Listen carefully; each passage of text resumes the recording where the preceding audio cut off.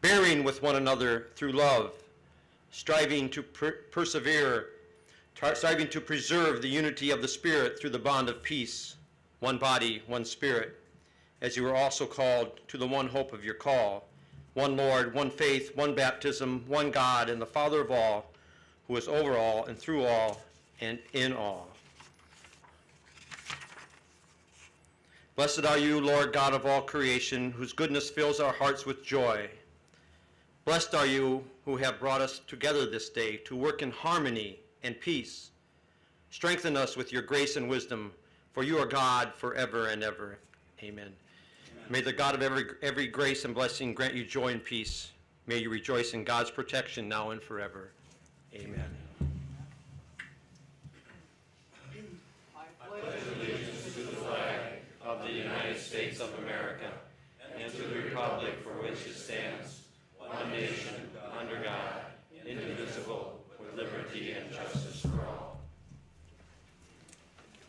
Thank you. You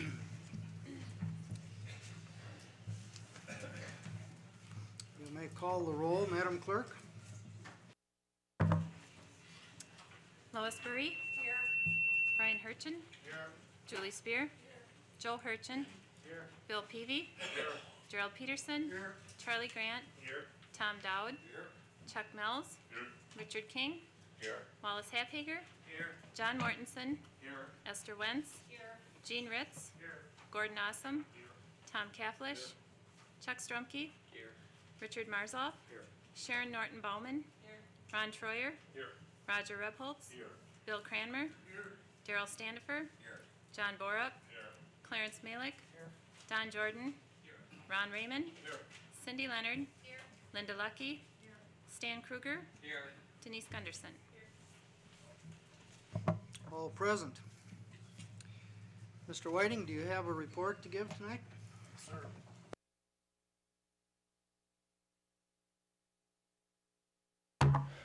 Well, good evening. Nice to see everybody wanting to get in out of the heat. A couple things I'll go over here first. I handed out to the supervisors a WCA memo on the current status of the state budget. The Assembly has approved a budget. First thing we usually look for is the levy limit language. That is still in there. It is a tie to the new valuation in new construction. Next month, probably by time of the normal board meeting, we'll know what that amount is, and we can do an estimate for you on our levy limit for 08. There's still a lot of work to be done in Madison. The Senate and the Assembly will meet in a conference committee to try to put together a budget for the governor's signature. A couple things to note on the one on the agenda tonight. We did receive an arbitrator's ruling on the contract with the nursing home union for 06 and 07. I think some of you are familiar with that by now. That decision went in the union's favor. The county is processing the back pay for 2006, and the finance committee is reviewing the non-representative pay for the same period of time, and we'll bring that back to the board in August. This is County Fair Week. Usually on the Friday morning of the County Fair, we have the department heads go out to Glenwood City and have their department head meeting out there. We will be doing that again and distributing the budget instructions for them on Friday morning. They will share that with their parent committees. Most of it has to do with how they enter the budget figures into the software. But hopefully you and your committees are working on your prospective budgets for '08. And finally, I'd like to introduce Mr. Art Tobin. Mr. Art Tobin is the new Building Services Director. He's a Hudson resident. He comes to us after working for the city of Minneapolis for 17 years. He worked for us for a little bit prior to that, and we're happy to have him on board. Thank you.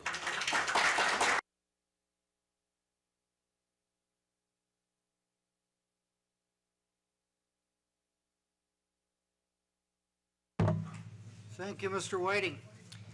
Let's review the agenda, and let me tell you what I think is likely to happen tonight in the broad overview area. Tonight is a somewhat unusual meeting, as the supervisor recognized, because we have a sort of hearing as a part of the meeting. It'll be more important than ever to use our microphones, and you know I can be just as bad as anybody at turning on the button, so let's kind of watch out for each other and be sure to turn on the microphone button and then turn it off when you're through so that it works properly for the next speaker. I'm contemplating that probably we'll be through agenda item 2 all the way down to item 3 by roughly 7:30, maybe even earlier. We have no committee or department reports to receive tonight. I would hope that we can adjourn by 11, but that should give us a good opportunity to hear from the people who are here desiring to speak tonight. The way that I propose to handle agenda item 4, which is the nursing home item, is a result of discussions with the negotiating committee and the one that was following the RFP process. Our intention the last time we met was that tonight's meeting would be an information meeting, not necessarily and probably not a decision meeting, at least in the sense of ultimate decisions about the future of the nursing home. That's why we have a tentative next meeting date of August 7th, which is, of course, not our normal meeting night, but intended as to be placed into the queue as a possibility for decision-making night. If tonight is an information obtaining night, then the decision could be made at that time, which would leave some weeks in between for consideration of facts and gathering more facts and hearing from constituents and reading editorials and all of the like. The further to the point of agenda item 4 is trying to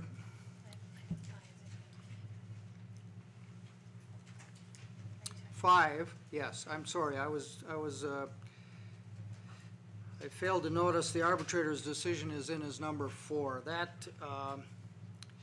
That if you can make the shift, that what I've just said pertains to item 5.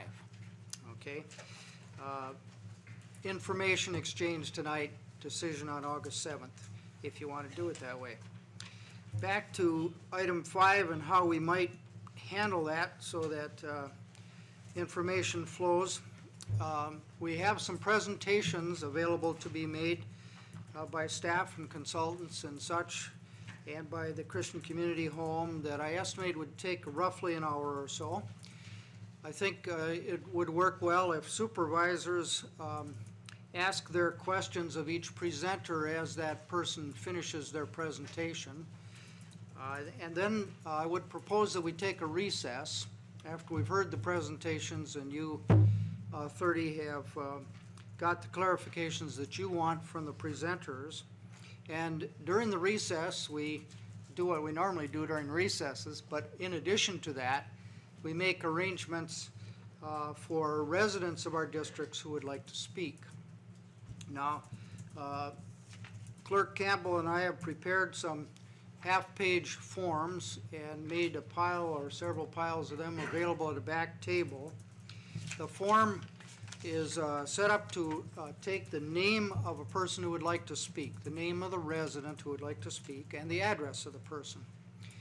And our thought is that people who would like to speak should fill in that part of it, and then during the break should find you their supervisor, and thereby learn the district number, and you should initial the form to show that you've interacted with that person. The bylaw that this pertains to is the one that's on the bottom of our agenda sheet. And so residents are permitted under this bylaw to speak if they are recognized by the supervisor of the district in which they reside. Now, if you supervisors would then bring those forms to Ms. Campbell, and please do it in the order in which you would like the people from your district to speak. Because the thought is that we will then, when we reconvene after the recess, call on people to speak in district order. So Ms. Burry, one person from your district, and then Mr. Hurchin, one person from your district. If you will write on your form, you know, number 1, number 2, number 3, we'd cycle through the 31, and then we'll come back to number 1 and start over again, and your second person, and then your third, and whatever, as many as you may have present from your district until we get to 11 o'clock. But hopefully everybody who wants to speak will have had an opportunity to speak by the time we get to that. Could I continue, Tom? And maybe it's just not necessarily the case, but I might get lucky and cover the question you're about to ask. So if you can do that, we'll go around in district order. We'll circle back as time allows. We'll ask the people to speak from the microphone here so that they can be heard. We all know that it's not always easy to hear in the back, and it's not easy for the television camera to pick people up. So using the microphone here at this lectern. While people are speaking, we will expect ourselves and the audience to be respectfully quiet without cheering or clapping or, God forbid, booing, hissing, or foot stomping. But I do suggest this. We like sometimes to be able to indicate our support for what the speaker is saying, and that can be done without disrupting our process. If people in the audience feel like it, if they agree with what a speaker is saying, to raise a hand. That signals agreement. That's worked for me in another context that was similar to this. Now I should mention that of course people can write their comments. Mr. Whiting will collect comments from anybody who wants to leave something written on any kind of piece of paper to be seen later. Of course, I'll ask that people try not to repeat points that are previously made by other speakers. We'll have a timer and allocate 2 minutes to each speaker, each resident. A little, right now, Mr. Whiting is showing what the timer is, and he'll probably move it up to the top corner of the screen.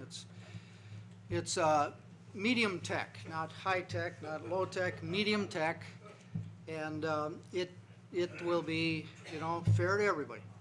You've seen me try to use kitchen timers and hourglasses before. This should be far superior to that.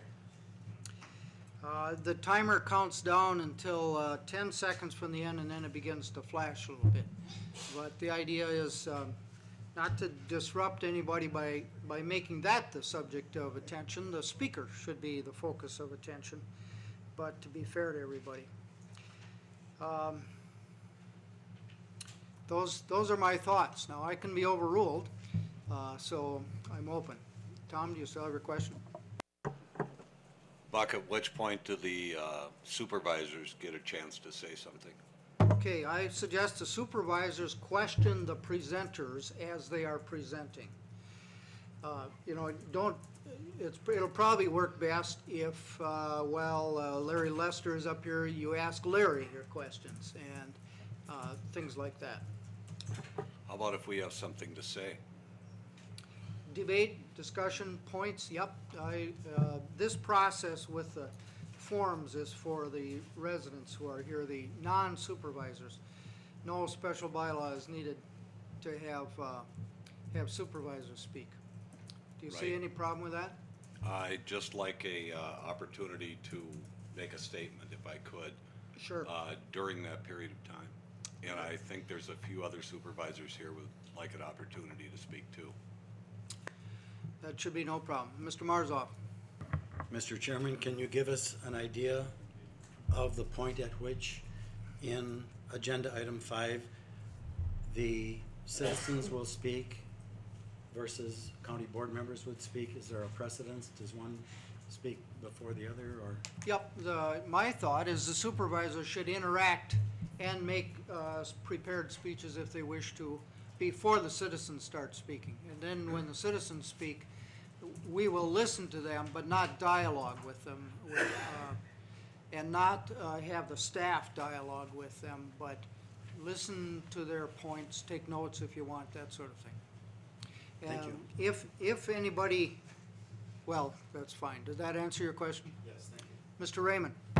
Yeah, I'd like to have an opportunity when everybody's done speaking, to have supervisors have a chance to say something or observe or something. I don't know that we want to, but I think we're gonna get a lot of information. And I'm concerned with the hour, 11 o'clock. Is there some way we can structure it so that we don't get all worn out by the time it's over and we adjourn, so that we've got some time to have some discussion, talk about the next meeting if there's a next meeting, those kinds of things, and maybe exchange some views amongst ourselves, because I think that would be a real productive thing to do. So I'd like to encourage the chair somehow to structure this so that maybe by 10:30 or earlier, that we're able to have some time to talk as representatives of the people here. I'd be willing to adopt that suggestion. What's the desire of the body? We'll go till 10:30, then we'll stop whatever we're doing at that point and evaluate among ourselves what we want to do next. Ms. Spear? Would it be possible to have a short public hearing then on the August 7th meeting? If we do not get through and the people do not feel as though they've had a chance to speak, can we revisit it on the 7th of August? Well, we certainly can, but I would not recommend it. Here's why. We talked about that in the negotiating committee, and it seems to me that between now and August 7th would be ample opportunity for people to make points that haven't been already made or to emphasize them. I know that there have already been telephone campaigns, email campaigns, a few newspaper articles, and I would expect that those would continue right up to the decision day, which it strikes me that another hearing would be unnecessary and would be redundant. Now, were there to be new information available, that could change my mind. Again, I'm subject to being overruled, and that might be something you want to talk about at 10:30 when we get to that point. Mr. King? I'd like to make a motion that we have our next meeting on August 21st like we were supposed to. I can't see any reason why the rush is for August 7th. And you haven't consent agenda passed on that yet, so I'd like to make that point that we have our meeting on August 21st. And not have a meeting on the 7th. Right. Chairman, I'll second that. The reason being that if it's not chiseled in stone, I mean, we got some conflicts, and if this is the first time, it's the first time I've heard of it. As was stated the last meeting, some people are still working during the day. My classes are at night. But I'll second that. Any discussion or debate? Recognize that if it's another 2 weeks, that'll be another 2 weeks for you to receive phone calls and emails and read editorials and the like.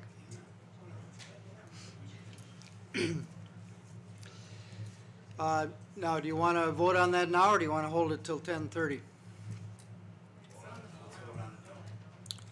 All right, all in favor of meeting on the 21st and instead of the 7th should now vote aye. Aye. Opposed, nay. Nay. The ayes have it. Nothing will happen unless it happens tonight until the 21st. Huh? Mr. Strumke. Just I shouldn't be so blasé. Lots of things will happen. as an admin issue here, is the clock's going to be up on this screen. When you indicated that the speakers will be using the mic, you indicated the one on the podium. So how's it going to work with the speaker with the clock behind them going to work? Thank you. Mr. Whiting is prepared to watch that, and he will signal when 10 seconds come and when the time is up.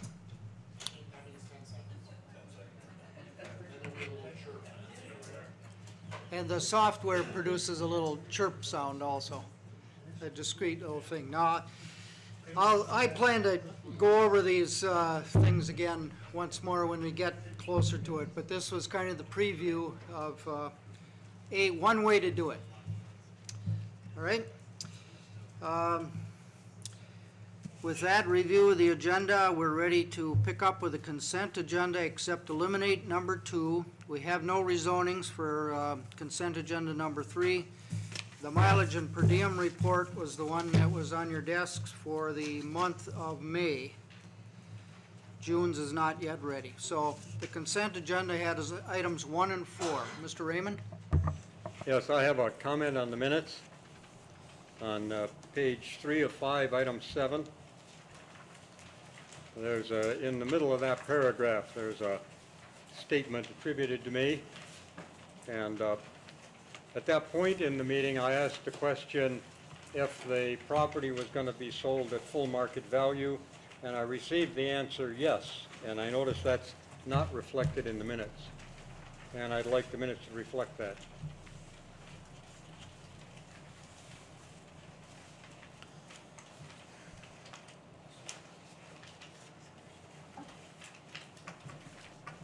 I have another supervisor or two that could stand witness to that.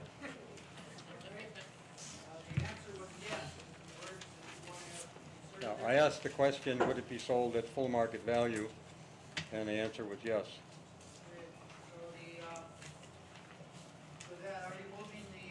Are you moving the minutes with that addition? Somebody want a second with that addition, Mr. Mortensen? Anything else on the minutes? Mr. Strumke. If we're going to inject that yes answer in there, it probably would be appropriate to say who gave that yes answer. Is that another amendment? Yes, I so move that amendment. Okay. We have an amendment to insert the name of the person. Who was the person? Chair. Okay, then the sentence will read, the chair answered yes. I'm not insisting that that be inserted there. Oh, well, was there a second to that amendment? Lucky. Okay. The chair answered, quote, yes, end quote. Hey, this is fun. First to vote on the amendment. The amendment is to insert that it was the chair that answered yes. All in favor of the amendment, vote aye. Aye. Opposed, nay. Amendment passes. Main motion to adopt the minutes with the insertion of the sentence, the chair answered yes. All in favor, aye? Aye. All opposed, nay. Motion passes unanimously. And the minutes are so corrected. That leaves the mileage and per diem report. Somebody care to move it? Supervisor Spear, second by Supervisor Troyer. All in favor of approving the mileage and per diem report should now vote aye. Aye. And opposed, nay. Passes unanimously. We have one appointment before us tonight, and that is to fill a vacancy on the Health and Human Services Board that was caused by the resignation of Dr. Michael Kretz. There are roughly 2 years remaining in the term that Dr. Kretz was filling. And I propose to you the name of Dr. Glenn Holberg. He meets the necessary medical qualification He previously served on the Health and Human Services Board when he was a supervisor, sitting in the chair that Mr. Strumke occupies now. He was on there not as the doctor member, but as one of the supervisors on the Health and Human Services Board. He has also previously chaired the State of Wisconsin's Medical Examining Board.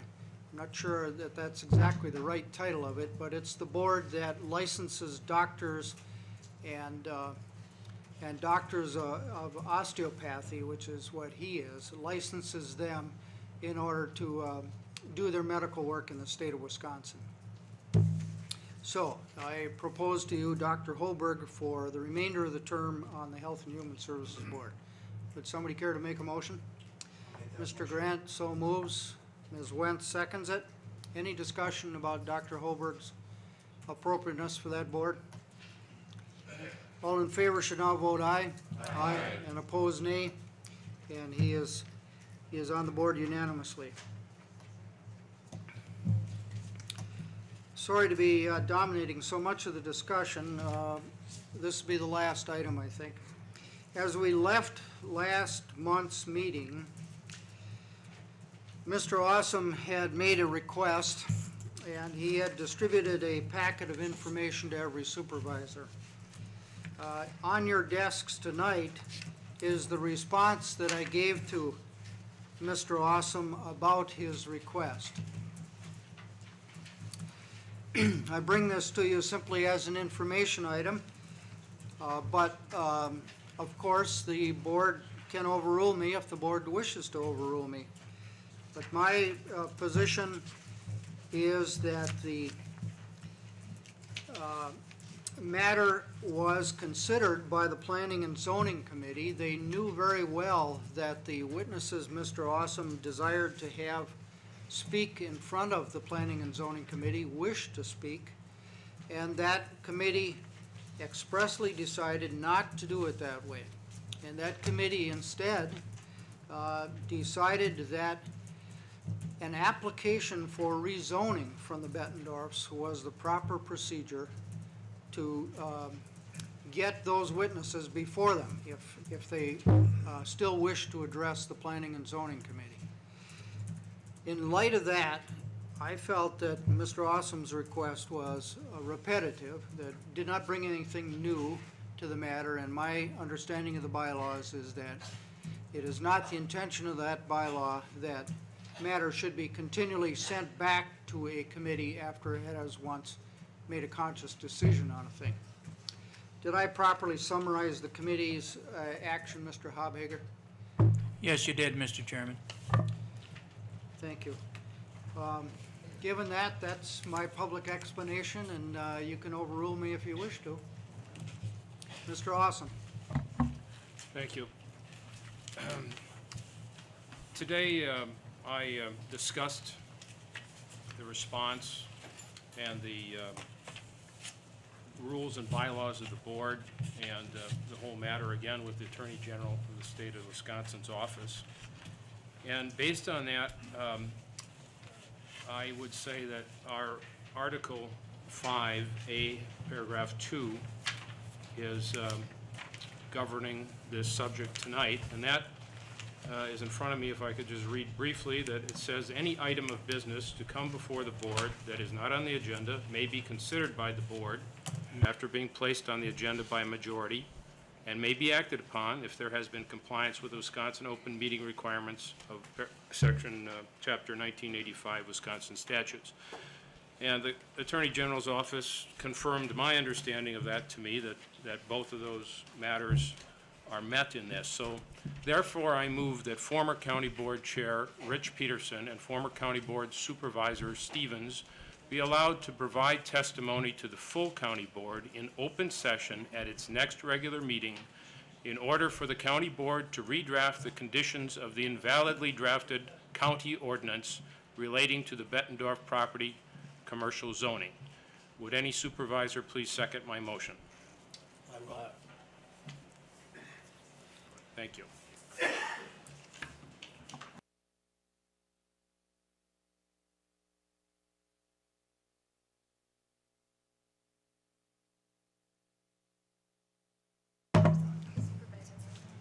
Did someone attempt to second that?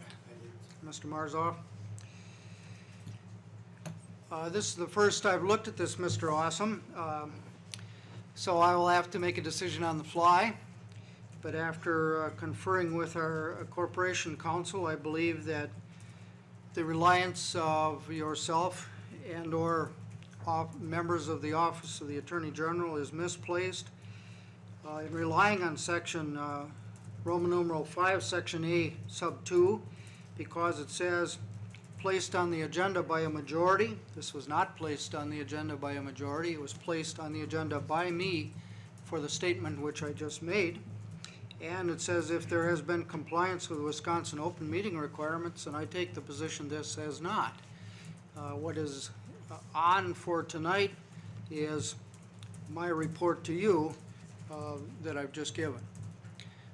In view of that, I will treat the attempted motion as out of order. I will also say that you have rendered most vigorous advocacy for your constituent, Mr. Awesome, and I do hope that they are appropriately grateful. But their recourse is to file an application for rezoning. Unless somebody is about to overrule me, we're going on. Mr. Marzoff. My intent is not to overrule you, Mr. Chairman, but it seems to me, if I hear the story correctly, that the Bettendorfs were given permission by the Board of Adjustments at the time they built their structure, and now apparently the zoning code has changed and this is being ruled a non-conforming structure. Is that correct? No, and it's far more complicated than that, and if it isn't properly on the agenda, we can't go into that. Right. Even if we were prepared to get into all the nuances. Mr. Awesome. Thank you. I believe that the rules, paragraph 8, that you referred to also allow this board by a 2/3 vote to direct the zoning committee or the full county board to hear the matter. So I believe it would be in order tonight for this board to rule on my motion based on those rules as well as my discussion with the Attorney General's office.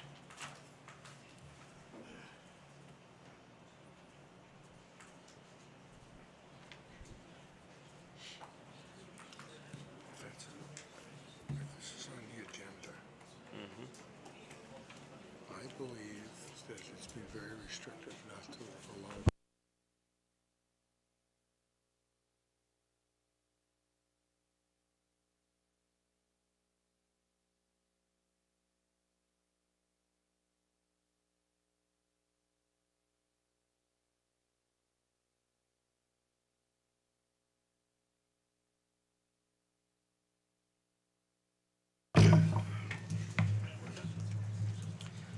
This is an unusual night in several respects. I'm going to stand by my position that it is out of order to do anything further with the Bettendorf matter.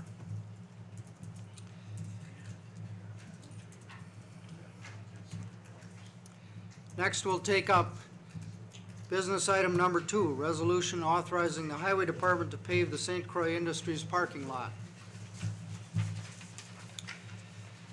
Ms. Wentz. You have a resolution that was provided to you tonight. That's what's being moved to the floor by Supervisor Wentz and seconded by Supervisor Kruger.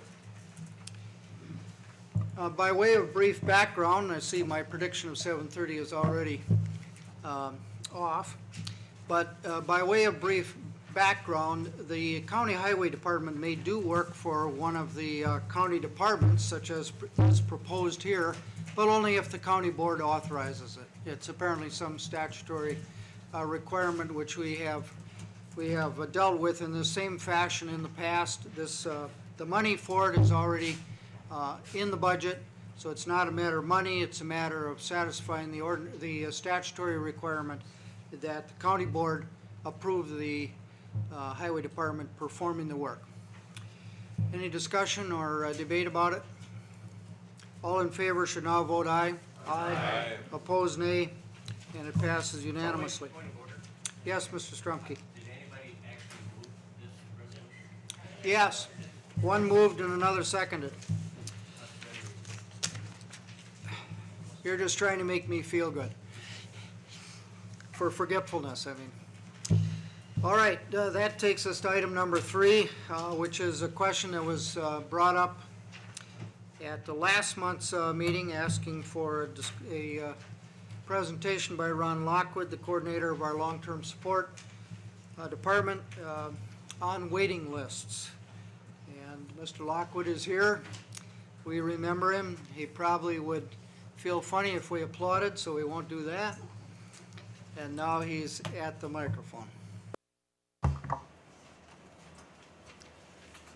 Well, I'm going to be talking about the waiting list for services for the federal home and community-based waiver program. It's a medical assistance program, and you all should have a couple sheets that indicate the waiting list for adults and for children. And I should clarify that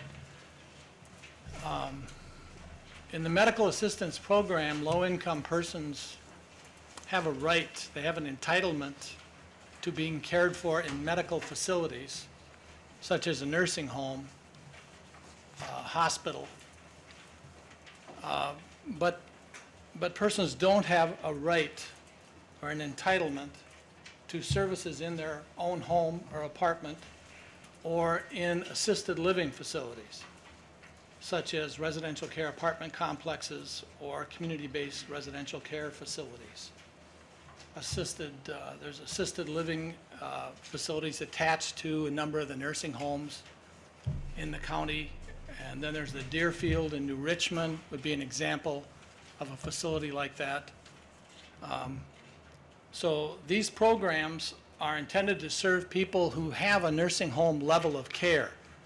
So they would have to have a long-term care need at the nursing home level. Similar screen is used to screen people in or out of this program as is used when persons are being admitted to nursing homes. So in some states, like the state of Minnesota, there is an entitlement, a right for people to receive the kind of long-term care that's provided through medical assistance in their own home or apartment and these other non-medical facilities, but not in Wisconsin. So that fact, plus the fact that the state of Wisconsin has not been fully funding the home and community-based waiver services or the in-home services.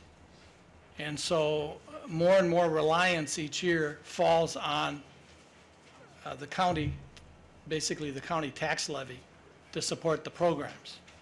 So you can see one of the reasons why waiting lists have increased and why there are long waiting lists. I'll first talk about adult services. And the main programs are the Community Integration Program 2, Community Options Program, Waiver Program is intended for elderly and younger physically disabled persons. And I've tried to estimate how many persons on the waiting list would be at what level of need.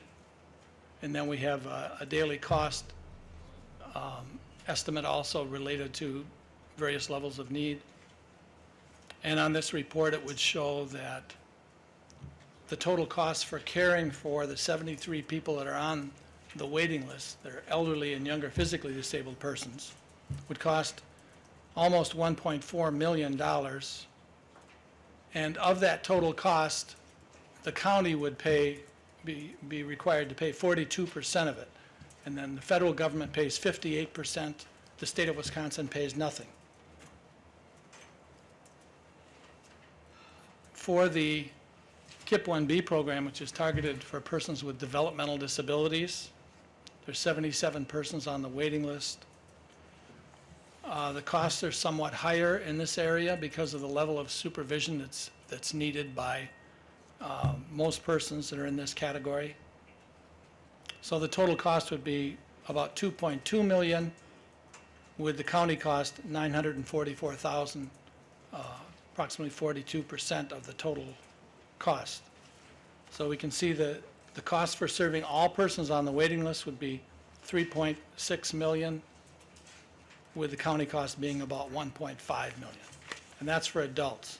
And on the other side of the page, or of that sheet, there are 131 children on these waiver programs, so now we're talking about children with severe developmental disabilities primarily, but also now we have a new waiver program called the Children's Waiver that also serves children with, that are severely emotionally disturbed. So under the Children's Waiver, there are 14 children, and under KIP 1B program, which is for developmentally disabled children, there are 117 children on the waiting list. With the estimated cost by level of need,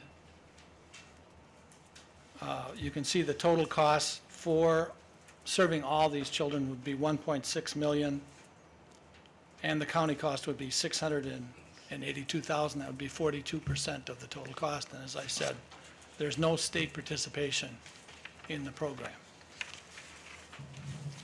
Any questions about the cost? John?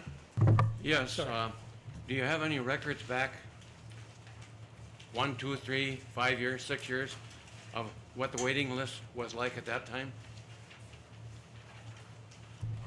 Well,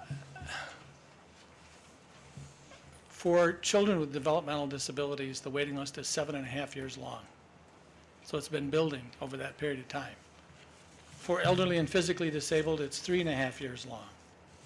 That means the last time that we took somebody off the waiting list would be 3.5 years ago. So it's been building during that period. Yes. Ron, we received at the HHS open house testimony from one mother of 2 disabled children that they had been on the waiting list 9 and 10 years respectively. So that even though our waiting lists are 7.5 years old, there are many of them that are really grown up before they get assistance. Is that correct? I would say that's true. There are some children that are going to be adults. This has already happened. So then they go on the adult waiting list. That's the sad state of affairs, yes. But I think it is I don't think, I know that there's this issue of maybe responsibility here. I mean, the state of Wisconsin is the one that developed these programs along with the federal government. And about 15 years ago, between 10 and 15 years ago, they began cutting back on their contribution until about 10 years ago when they stopped contributing altogether for any new persons that were being served, and regardless of the cost. And so then that left it up to county government to try to fill the gap. And this is not just a problem in St. Croix County. This is a problem throughout the state of Wisconsin. Yes. If I may summarize, I believe what you're saying is that if we were to fund everybody on the waiting list, these are the amounts of money which would be needed, but which are not currently available. Is that correct? That's correct. I don't want to give the impression, though, that if you came up with the money to fund these persons, that there would not continue to be waiting lists. Because the experience in La Crosse County, and there's 5 pilot counties in the state that developed what's called the family care model, which is a new federal and state initiated managed care system, where they're not allowed to have waiting lists, and the state of Wisconsin came up with the money in those 5 targeted counties to match the federal dollars, and they came up with what was needed. So they haven't had any waiting lists in those counties in the last 4 or 5 years.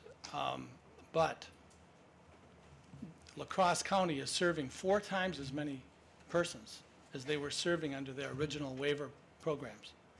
And it's what they call the woodwork effect. But the fact is that if you keep saying no to people enough, they'll stop asking. They'll stop seeking the services, requesting the resources. If you meet the need, and there's more need out there, you're going to hear about it. So I definitely don't want to give the impression that you come up with this amount of money, that's going to be the end of it. And we are working, Fred Johnson out there, Human Services Director, and I are working on trying to help reorganize the system along with the federal and state guidelines to set up managed care systems so that we can eliminate waiting lists. But even with that new managed care system, the state thinks that there's enough state resources to do it, but they don't want to spend any more state money, so even that is somewhat questionable. But the intention there is to eliminate the waiting lists in this area.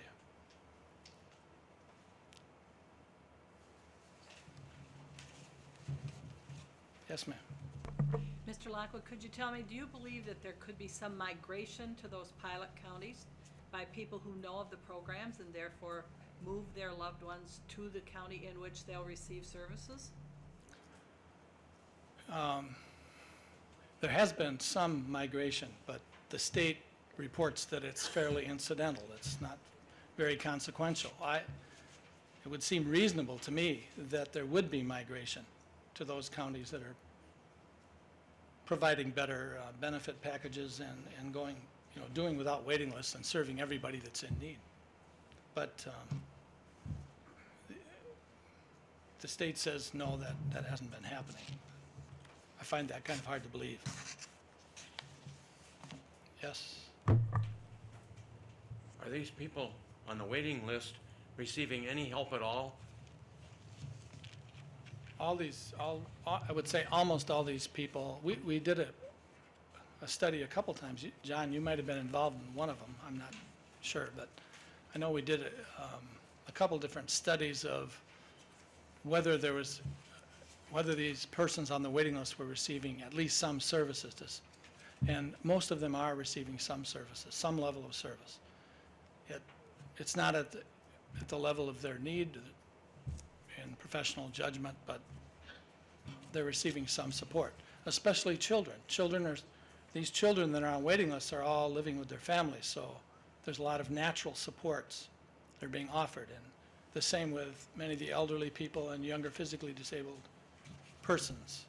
They also, if they're low income and they have medical needs, they probably do have a medical assistance card, and so they are able to buy nursing home care, pay for hospitalizations with the card, and pharmaceuticals. So no, I don't want to also, that's good, give the impression that people don't have any assets in this area, in the healthcare area, because if they do have their medical assistance card, there are a lot of medical services they can receive. There are, though, a lot of people that would like to avoid nursing home care as much as possible. There's a big demand for assisted living for those persons that are on the waiting list, are hoping to get into assisted living of some type. And that medical assistance doesn't pay for in Wisconsin right now. Yes?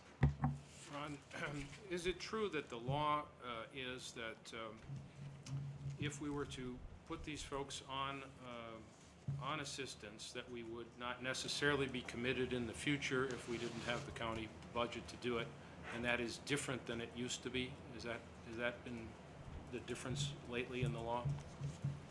Yes, when the home and community-based waiver was first developed, it basically said that once you put the person on the program, you had to meet all of their health and social care needs. I mean, that's the way it was written.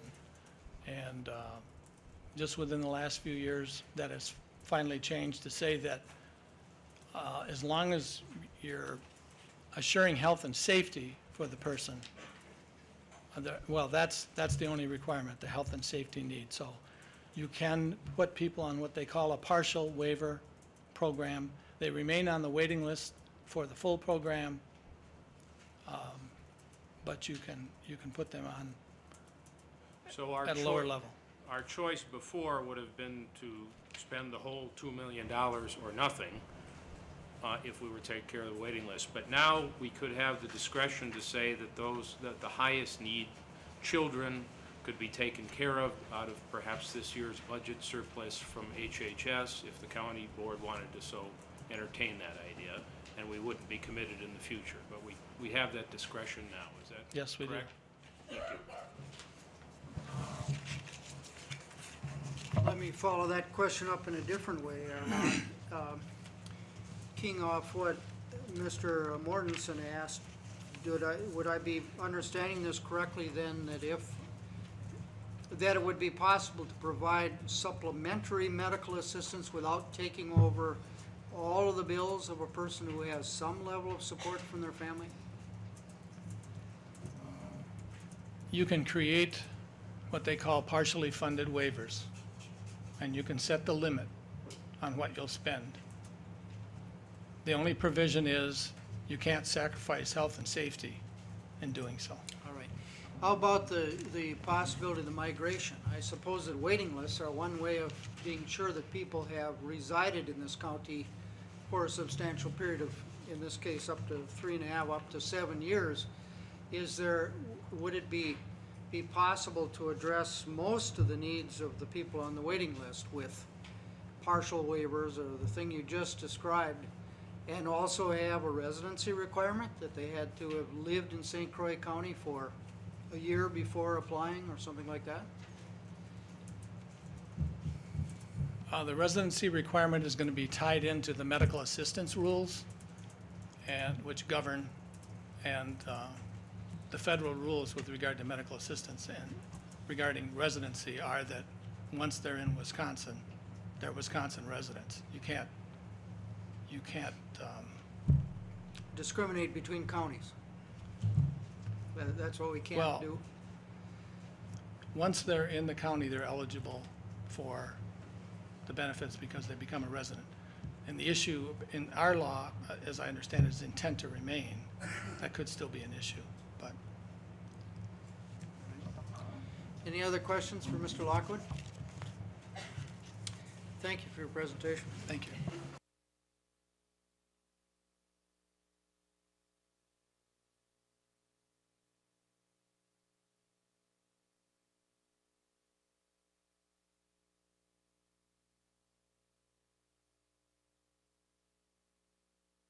The insert that on the agenda, the resolution setting forth the arbitrator's decision, the agreement between the county and one of the unions. Mr. Kruger, you're moving it. Is there a second? Ms. Wentz seconds it.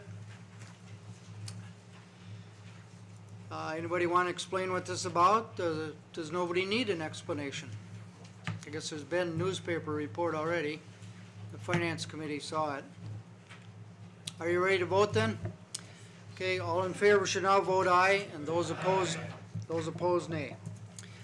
It passes unanimously.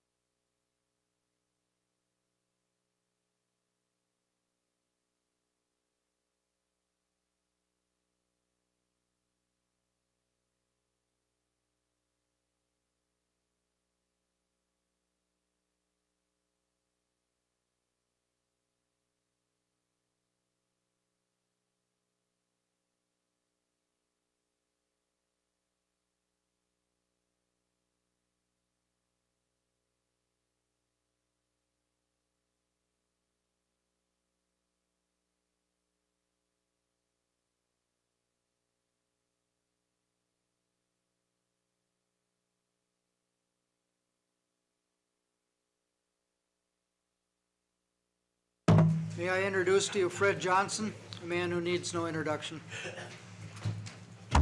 Thank you.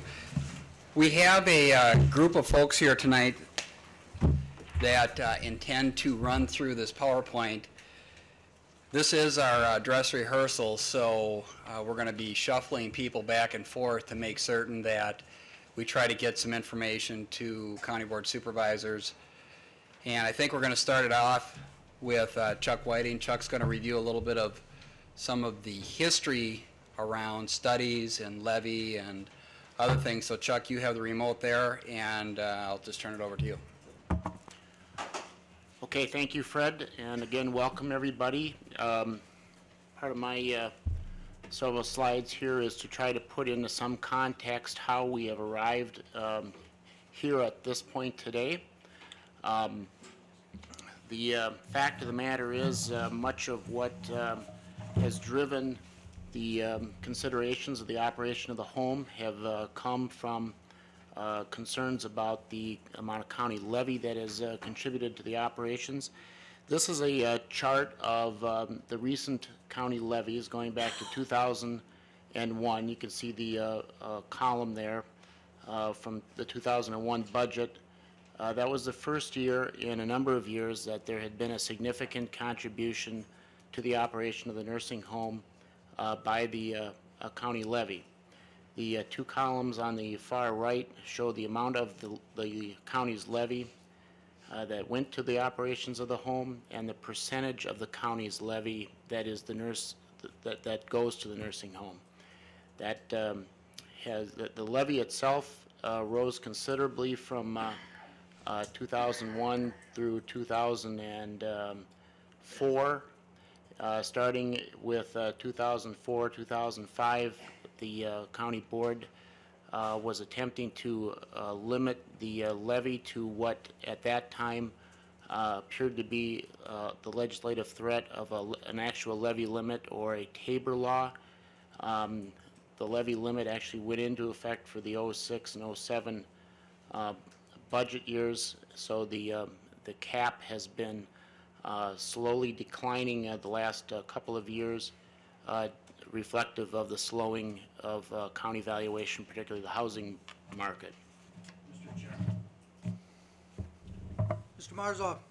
With all due respect, item 5 on our agenda, titled Nursing Home Report, has been deleted. The title of this PowerPoint is Nursing Home Report. It seems to me inappropriate that we're going over this at this time when those items which remain in item 5 on the agenda are the items to which you referred at the start of this meeting. If you'll bear with us, Mr. Marzoff, you'll see the pertinence and appropriateness. I would prefer to table this for now. And I'd like to entertain I will introduce a motion to do that. What is it that you wish to table? This PowerPoint presentation titled Nursing Home Report, which has been deleted from our agenda. Is there a second for the motion? All in favor of tabling this report should not... I would like a roll call vote, Mr. Chairman. When the roll is called, tabling doesn't allow discussion, does it? We have discussion. No, we can't on a motion to table, I think. Well, yeah. We do need to know that from you, Mr. Marzoff. Are you tabling this to a time certain or? Yes, the August 21st meeting. Okay. Is that agreeable to you, Mr. Dowd? Yes. That, no discussion is allowed on a motion to table to a time certain, so we rush to a vote, and the clerk will call the roll. A yes vote is to table this report until, postpone until August 21st, and by that, I take it you mean this PowerPoint. I think that's what you said, right, Mr. Marzoff? Yes. Yeah. Oh, I'm Anything sorry. else that doesn't pertain to the items following the item that's been struck out? But it does pertain. It does pertain. I'm sorry, Mr. Chairman, but you've stricken out on this agenda the words nursing home report. It clearly says on the cover of this PowerPoint, nursing home report. Let's be honest. That is a really technical position to take. Now, we're learning a lot of things here as we go. So, the motion to postpone to a date certain is debatable. And therefore, we will debate it if anybody wishes to. Anybody who thinks that we should postpone this till the 21st and what we should postpone, or anybody who thinks we should not postpone it but should hear the report, may be heard at this time. Mr. Mills. Well, I think a lot of work went into the prep on this thing, and I think we need the background. I think we should continue. Anybody else want to be heard? Mr. Troyer. It's very clear paging through the report that there's a great deal of information that the supervisors need to have before the August 21st meeting. Having a month to review that meeting would be good for us. Delaying it using stall tactics does not fit the decorum of this board. Anybody else wish to be heard before we vote? Ms. Spear. It's my understanding that this meeting was called for the public to be able to speak. I think that this should be tabled. Mr. Strumke. Couple issues quick is this would be good information to hand out, and I believe that's what we were talking about last month's meeting. And it would be good to inform the citizens that are here to answer a lot of their questions before they actually come up. They may have the answers. My belief here is a more technical and defined one, is that it's struck out on the agenda, and I'm assuming on the public notice. Was it on the public notice as nursing home report? No, it was not. It has been published, as most of our agendas are, 3 times on a very preliminary basis, and then amended as we get closer to the actual date to reflect the latest things. And so it has been published in the form you have it in your hands tonight to the media as the open meeting law requires. Okay, then I would say that if it is struck out, it probably would be inappropriate to actually discuss it. Go ahead. I think what you have to consider here is not the title of a document, but the content of it. It could be called anything, and it has no relation to the agenda item.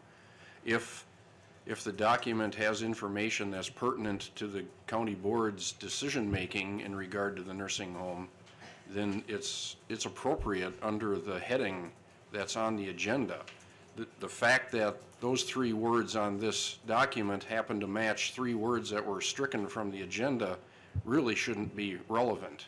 It's whether or not the information contained in the document is relevant.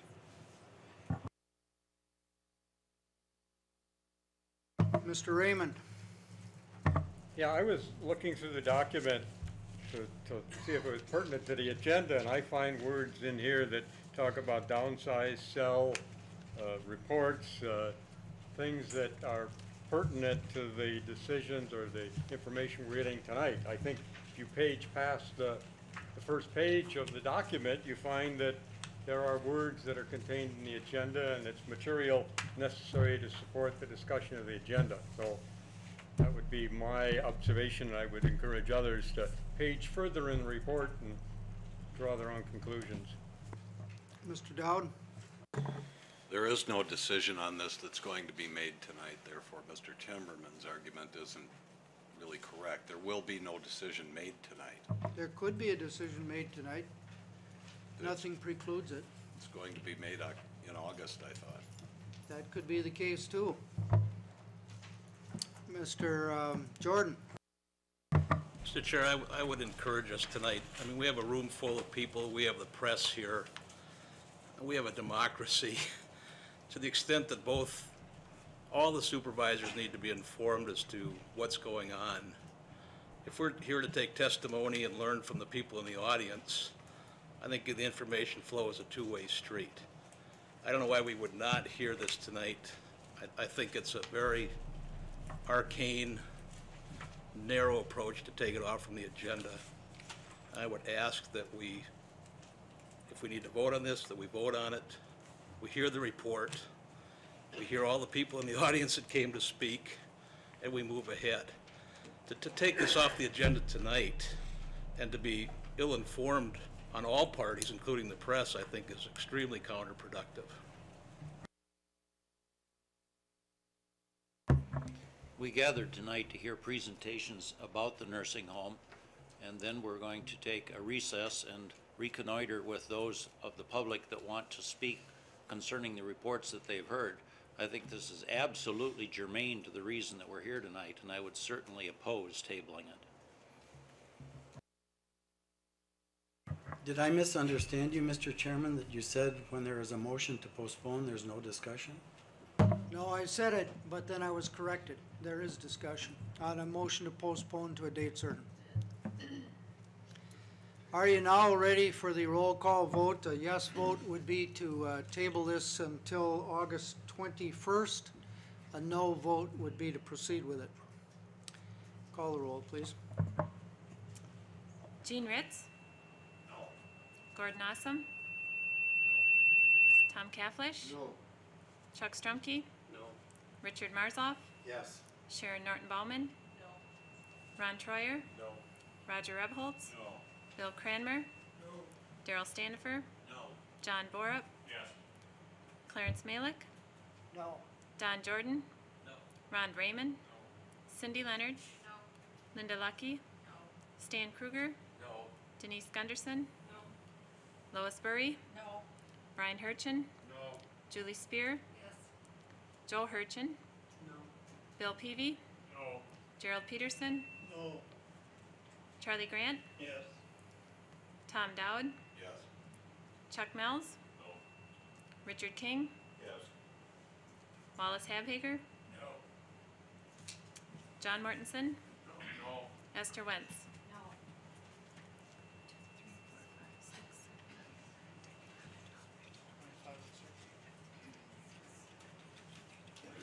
Yes, 25 and 6. The vote was 25-6. It is not tabled, and so we'll proceed with the presentation, Mr. Whiting.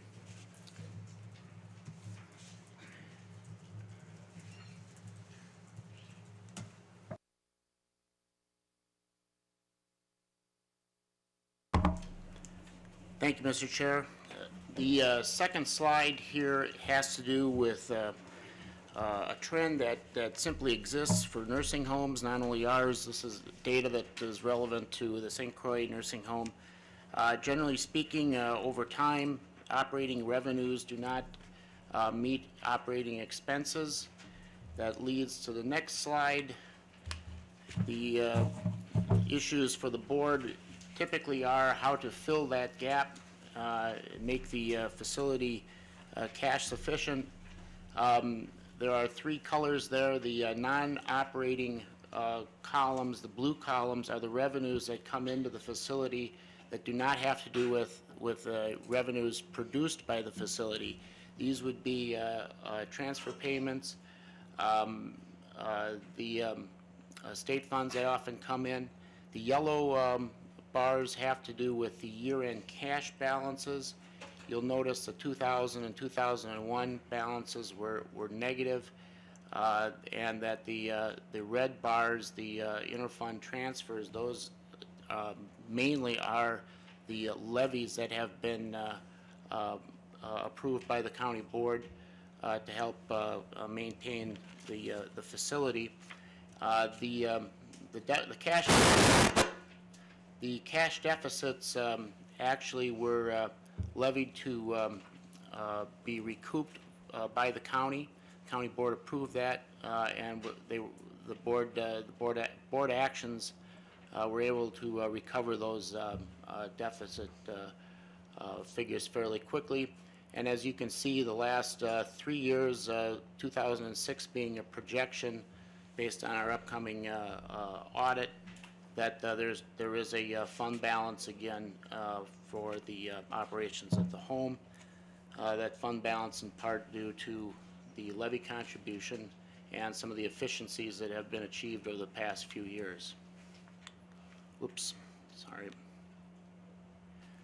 This, the significance of this slide is more that the cash deficit that was taking place in the early part of the decade really caused the board to pay a little more attention to some of the operating issues at the home, and that led to 2001 when the board approved having John Keefe of Keefe and Associates study the operations of the home. He worked with a committee made up of board supervisors, reviewed several options that had to do with how the facility operated and the marketplace that the facility operates in. There were several detailed explanations to each of these options. His recommended option was to downsize and build a new 72-bed replacement. This was concluded in the fall of 2001 and presented to the board. One of the main issues that he pointed out was the physical limitations of the building, particularly as it pertained to efficient operations. As most people know, the building is a two-story building that required movement of residents from the second floor to the first floor and back again for meals. That was a time-consuming operation multiple times a day. He felt that that could be addressed with some building modifications. He also suggested that some rooms be converted to dining or activity areas, more private rooms, which along with the downsizing would be feasible. The county board in December of 2001 was very busy in reviewing this. This is actually after, I believe, the 2002 budget had been approved. Their conclusions were to first remain in the nursing home business, to downsize the facility and build a new building. They appointed a committee to review a plan for a downsized building. They retained Wipfli and Associates out of Eau Claire to help conduct a management audit of the building to help, again, address as many management efficiencies as could be identified to help ultimately with the bottom line. And a committee was approved to work with Wipfli and review those operations through the next year and a half. The conclusions of that study addressed staffing concerns, including the lack of automated systems, overstaffing relative to census, nursing administrative structure and accountability, excessive duplicative documentation, and the staff needed for meal times. Rather than just read all those for you, probably as significant as anything was to attempt to set the census at a sustainable population to help stabilize the annual budget operations, figuring maintaining a full facility with an identifiable number of beds would help stabilize the county's budget concerns. The county board acted on several of those recommendations. The nursing home continued to be a top priority going through the newly initiated goal-setting sessions each year. Several reviews were done with the board of progress. Ultimately, the board did act to reduce the number of beds to 72. I believe it had been at 129 prior to that. Census, however, was vacillating around 90, 95, if I recall correctly.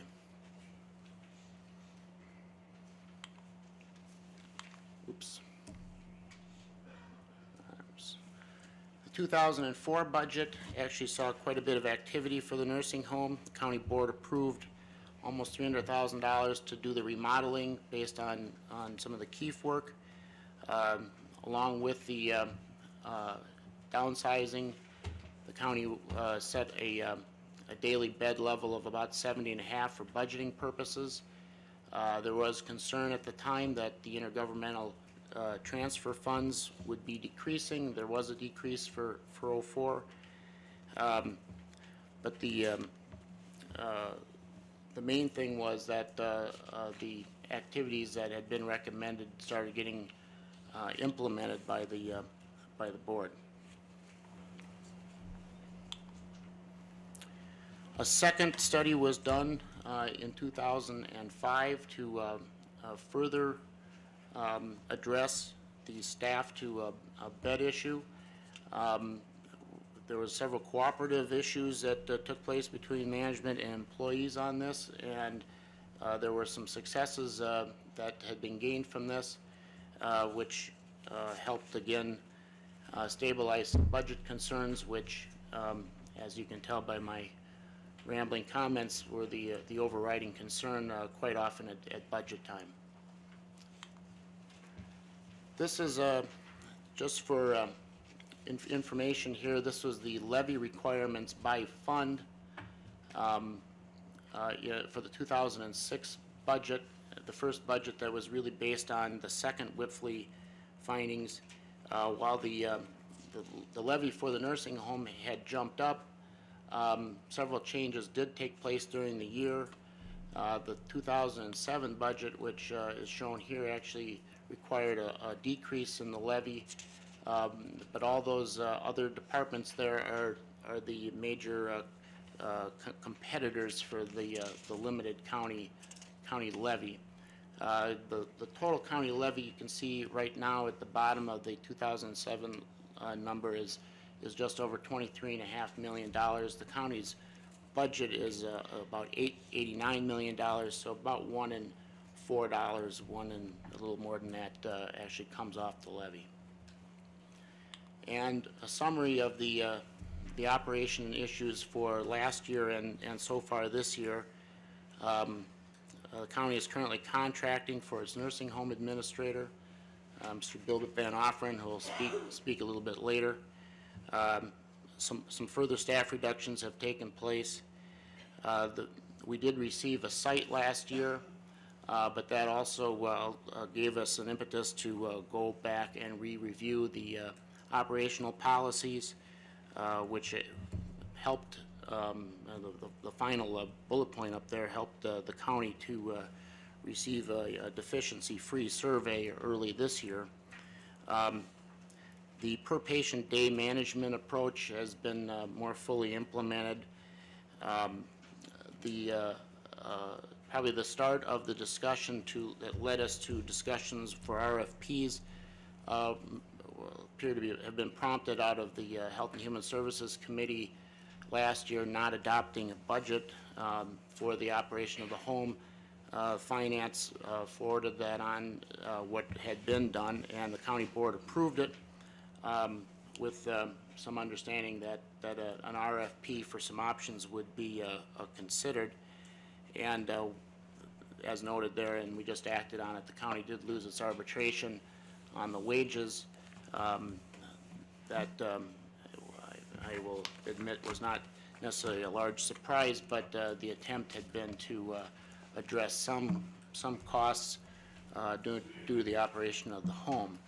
That's really a kind of a summary of my part of the report. I think if Fred is, where did you go? Okay, I will try to do this as you'd like.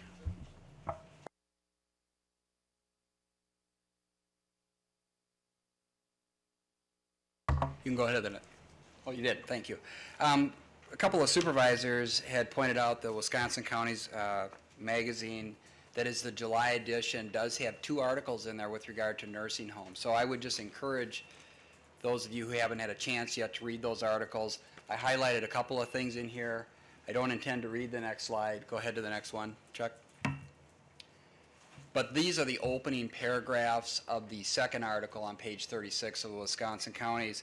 And basically the first paragraph, I want to make a brief summary of that is, we have done the reduction, which in total number of beds, which Chuck has mentioned, and counties are considering options with regard to what to do, and that is what's in front of this board at this point in time. One of the second paragraph there really dealt with the baby boomer population, what's going to happen. I think there's predictions out there in one of the latter slides will say in 2016 there may actually be a shortage of beds. What's the role of the county? The county has traditionally, in many respects, at least in 26 out of the 60 municipal homes or government homes that they've taken the more difficult to care for, facilities of last resort, those types of things, or they have specialized units. And 26 of the 60 county homes do have specialized units. We don't at this point in time. This just gives a quick summary of the types of homes that are out there. There are 60 municipal, 149 nonprofit, 191 for-profit. And at the end of December 2006, you can see there were 40 county homes and 47 county homes in 40 different counties. A couple of things that I just pulled from the Wisconsin Counties article.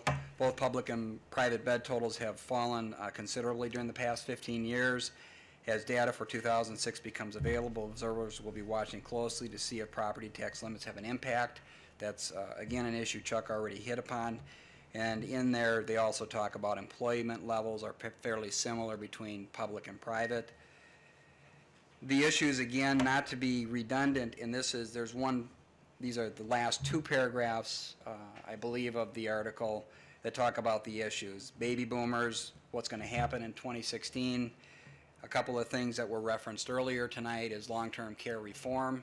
How will that impact consumers' choice that meet nursing home level of care and no longer are entitled to a wait list in long-term support services but are entitled to community-based services? Will that decrease demand?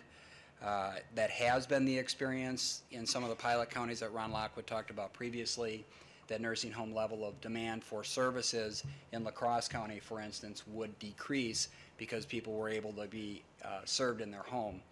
I did try to contact Judith Fry from the state to get more detailed information on that, and I was not able to connect up with her. The other thing that has impacted that may impact some of the need for nursing home beds really get down to the state relocation plan. Mary Squire, I think, will talk about that a little bit later in the presentation, but in St. Croix County, out of all of the nursing homes, not just out of our county home, 19 individuals were relocated.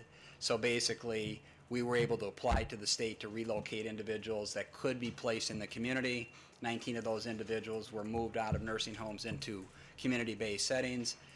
952 statewide as of 11/30/06. Some key meetings, I'm not going to spend a lot of time on this, but what precipitated at least some of the discussion was the April 2006 County Board session where priority number one, or action step number one, talks about if nursing home is self-sufficient, other priorities can be funded. The next slide gets to some of the specific issues that were to be addressed as a result of that goal. If the board will recall, on September 20th, myself and I believe some staff provided a report to this county board on all 5 of those issues. The next slide gets into the report that Chuck referenced earlier, which is the second Wifley study, and they outlined several options. Again, the option that the Health and Human Service Board, and I believe the full county board ultimately approved, is operate the 72-bed facility with the recommended changes at a cost savings of $491,000. That's why you'll see a net decrease in the previous slide around the 2006-2007 levy requirements necessary to run the nursing home. On the next slide, a couple of other things. On 10/31/06, the county board voted on a vote of 27-3 to approve proceeding to get an RFP. On 11/20, those requests for proposals were mailed out. We did extensive advertising, and we also mailed those proposals to parties that we knew were interested. We had 2 informational meetings. Yes? Fred, could you, for the audience's benefit, sorry. Fred, for the audience's benefit, could you define an RFP and the fact that it was related to a sale?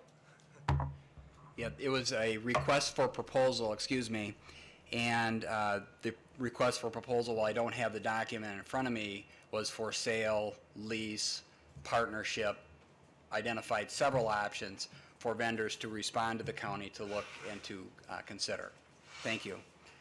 Again, the informational meetings I've already referenced where we invited vendors in. On January 16th, this county board approved the following individuals to be on the nursing home subcommittee. That was the negotiation team. February 15th is when the request for proposal closed. The only respondent was Christian Community Homes. None of the other vendors that participated or others that might have been interested, they all decided not to respond. And March 19th, an announcement was made indicating that Christian Community Homes was selected as the provider. The next slide talks about the specific meetings that the Nursing Home Subcommittee held over the last, well, since February. And the final meeting on July 11th is when the preliminary terms and conditions were released. And I think that document was given to all county board supervisors. And I've asked Greg to just comment briefly on the closed session authority that committees have in order to meet. So I'll turn that to you, Greg, real quick, if you wouldn't mind.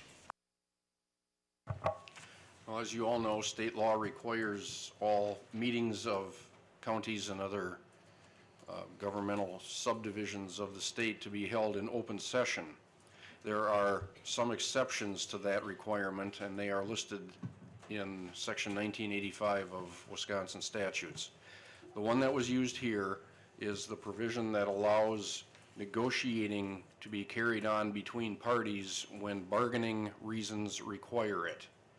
And in this case, the negotiations were held in closed session because bargaining reasons required the negotiations to be held confidentially. The moment that the negotiations were complete, which was on July 11th, 2007, the terms of the final proposal were disclosed to the public and county board supervisors at the same time. Thank you. And then a couple of other key dates that I think are worth noting is on July 9th, the Common Council of the City of Richmond passed a resolution in support of a county-owned facility. Again, the 11th is when the preliminary terms and conditions were released. And on the 12th, Christian Community Homes withdrew from the negotiations.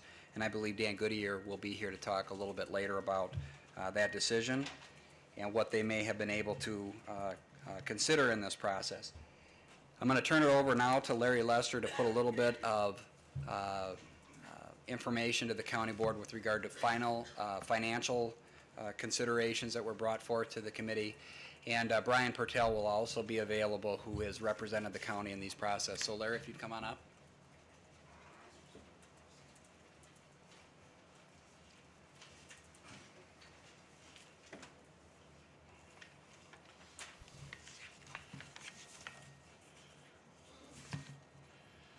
As Fred mentioned, part of our role with the committee was to really provide a reference or a feedback to the committee as they had questions come up. And one of the questions that did come up inside the committee is, and again, this is based on a very high level analysis, but what would happen if we didn't do anything and normal inflation took place at the nursing home? As you can see from the percents on the side, those are the typical amounts that the revenue would go up. In essence, what that means is the Medicare revenue is actually set by the federal government, and again, this year it's scheduled to go up about 3%. When I say that, that means the rates are scheduled to go up about 3%. Medicaid, based on the governor's budget that originally he sent out, is scheduled to go up about 2%, and that's pretty consistent from prior years, although in '05 there actually was no budget increase and then a small amount of money later. The private pay revenue of a 5% increase, that's set by the Health and Human Services Committee, and obviously that's an operational choice of your own organization. And then the IGT and appeal revenue, that's been pretty flat the last few years, and we actually budgeted it flat this year. The one thing that does change that is if county homes get out of the business, the pot of IGT money stays the same. So in essence, you may see an increase because of other counties getting out, but we don't know that at this point. Yes? I'm sorry, but for the sake of some of us and the audience, could you tell us what IGT means? IGT is intergovernmental transfer dollars. It's actually dollars given by the state to help support county nursing homes, and it's only available to county nursing homes. Also, and governmental operated nursing homes, not just county. And then all other revenue is just employee meal income, different types of minor revenues. On the expense side, and again, if you look down the side, we kind of gave you the percentage of increase, either based on trends out there or history trends of the facility. Salaries, about 3% is what we projected those to go up. Employee benefits, without health insurance, is just a factor of the salaries. It's just as salaries go up, that obviously FICA goes up, the benefits go up. Health insurance, we inflated about 10%, kind of depending on, I think we've kind of gotten over the hump where we've seen the huge double-digit inflations in health insurance. Purchase services and supplies, about 3%, which is kind of normal inflation. Insurance, liability insurance is another big one in the nursing home industry. That was 5%. County costs is actually an allocation of the county done through the Maximus report to the healthcare center, saying in essence, how much of the county's services belong to the healthcare center. In essence, home office costs would be another way to look at it. And utilities, I think is actually 9%. That didn't get put on there, but I think that's about 9%. Again, now we're seeing gas prices kind of jump up again, and that's a real hard one to kind of figure out where we're going to fall. But kind of the bottom line is most of our expenses are going up faster than our revenue are. And a big reason for that is related to the Medicaid part of the funding and how much Medicaid dollars the state is willing to put in to fund the Medicaid residents. 2% or less over the last few years obviously does not fund a 3% salary increase or a 10% increase in health insurance. So again, like was mentioned with the human services stuff, unfortunately, as a county operated facility, you're not alone. This is kind of a picture that all county operated facilities are looking at. If you do the math, it kind of shows you the running tax levy, or what the tax levy would be each year based on the numbers presented before. And then this line here actually just kind of shows you a running balance of what that tax levy would be if you added it up year after year. One thing that has kind of been, I think, taken out of the county's budget as they've looked at the nursing home is capital improvements. Obviously, what the recommendation is whatever your depreciation expense is should be put back into the facility. In essence, if you buy a car and it's going to last 5 years, well, then you should save money over 5 years so that at the end of the 5 years you can buy another car. Same type of thing here that we use is, in essence, whatever is wearing out on the building should be put back in. That's about $190,000 a year, which is the expense coming out. And that's actually added in down here to say, if the county was to take that, I'll say rule or rule of thumb, that's what the additional increase on the tax levy would be over the next 5 years. This is just kind of a summary of what we just went over. From 2007 to 2011, the total approximately tax levy would be $7.4 million. If they decided to fund the capital improvements, that'd be another $950,000 for a total of about $8.4 million over that 5-year period of time. And again, realize that this is a very high level. Obviously wasn't done at budget detail level to go into each individual account.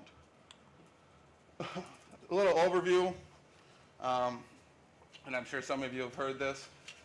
There's actually a report done every year to determine, first of all, what is the overall Medicaid deficit, and then broken down in here is what is the deficit for county homes. Every time I look at that $107 million, I got to look at it about 3 times and say, that really can't be $107 million.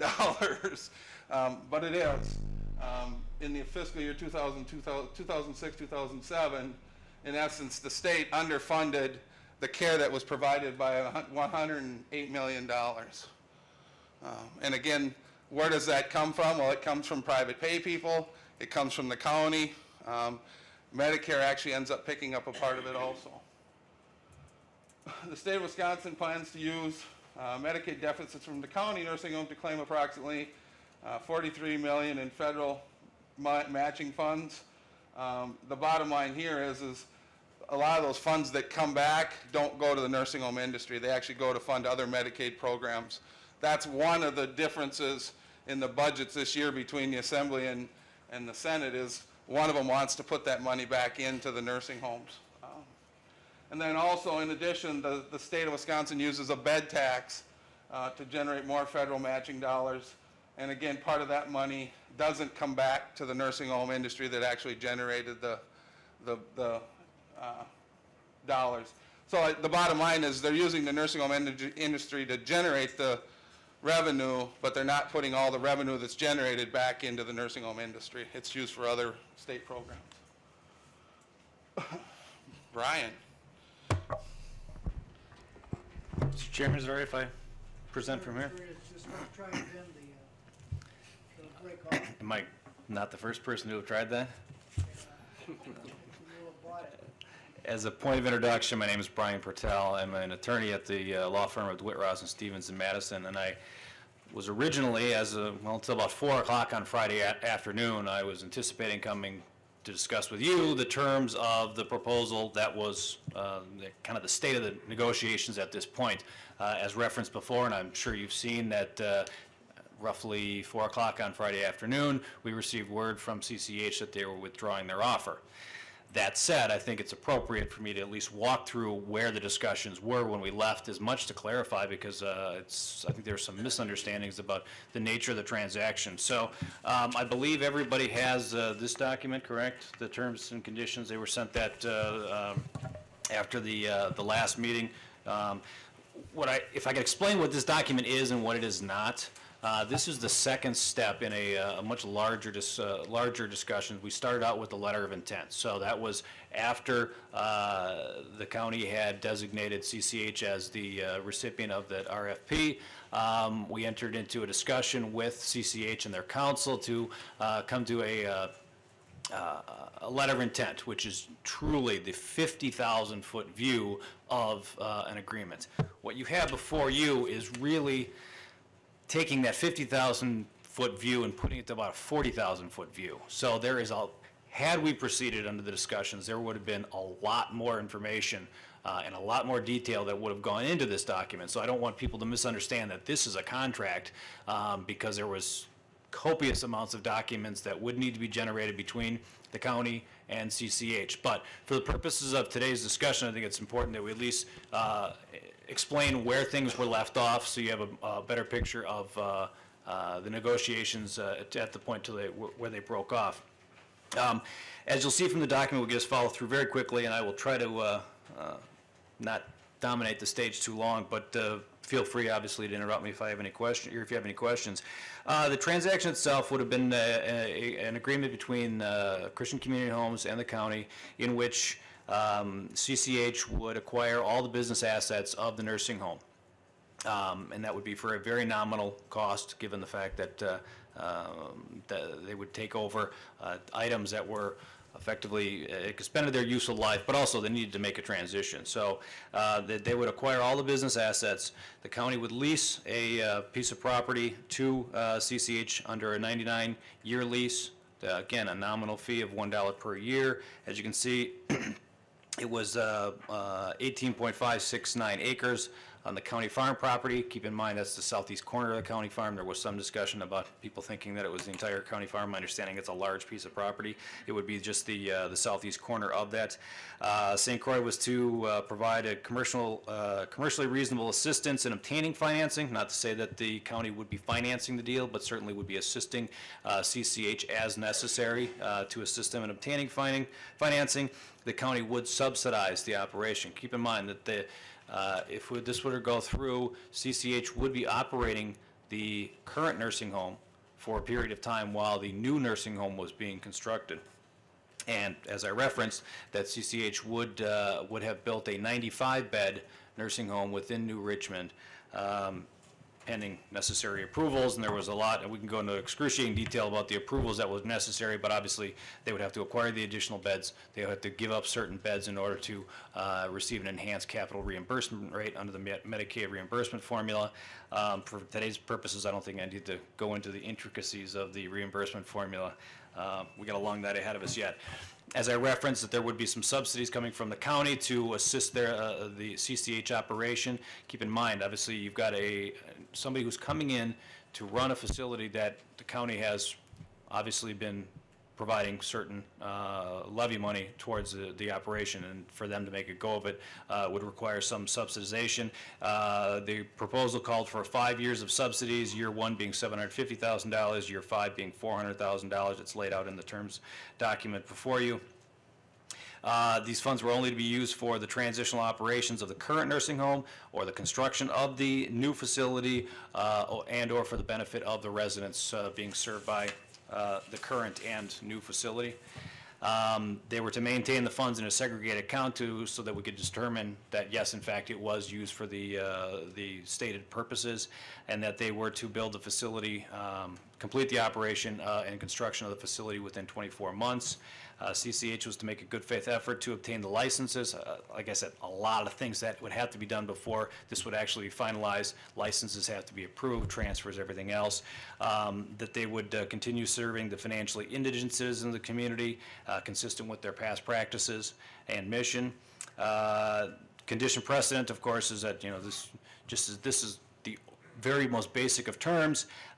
We obviously had significant, Mr. Chairman, do you need to recognize? Mr. Marzoff. Brian, conspicuous by their absence in what you just read are these words. Continue serving the financially indigent citizens of the community at the facility consistent with CCH's past practices and mission, except to the extent that such continued service threatens the financial viability of the operation. Could someone please explain that?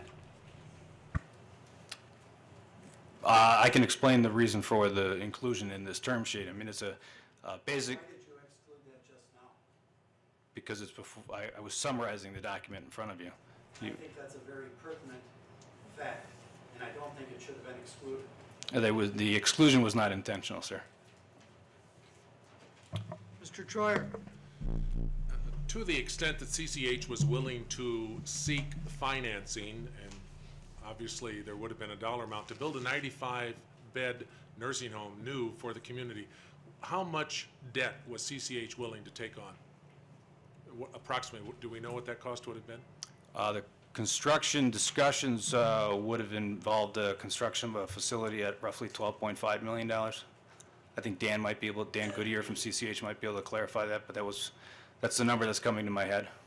Excuse me for interrupting again, but I asked a question and the question wasn't answered. Would someone please explain what the words mean, except to the extent that such continued service threatens the financial viability of the operation? Are you going to get rid of these people that you can't afford to keep in the home? The language is included just in recognition that this is an agreement that conceivably could go 99 years. 5 or 10 years from now, there may not be a Medicaid program. This is a public document. These people are here to hear the truth, and I don't think we're telling them the truth. Mr. Jordan. Mr. Chair, I would submit that Supervisor Marzoff doesn't know that all the people in the audience are here to speak against this proposal. I didn't say that. I said I'm addressing the chair. Mr. Chair, I would restate my position. Supervisor Marzoff does not know that all the people in the audience are here to speak against this proposal. I would ask that we recognize the attorney going through this has already stated that this is a 50,000-foot document going to 40,000 feet. And if we're going to have procedural motions on everything tonight, I would just ask that we move this ahead,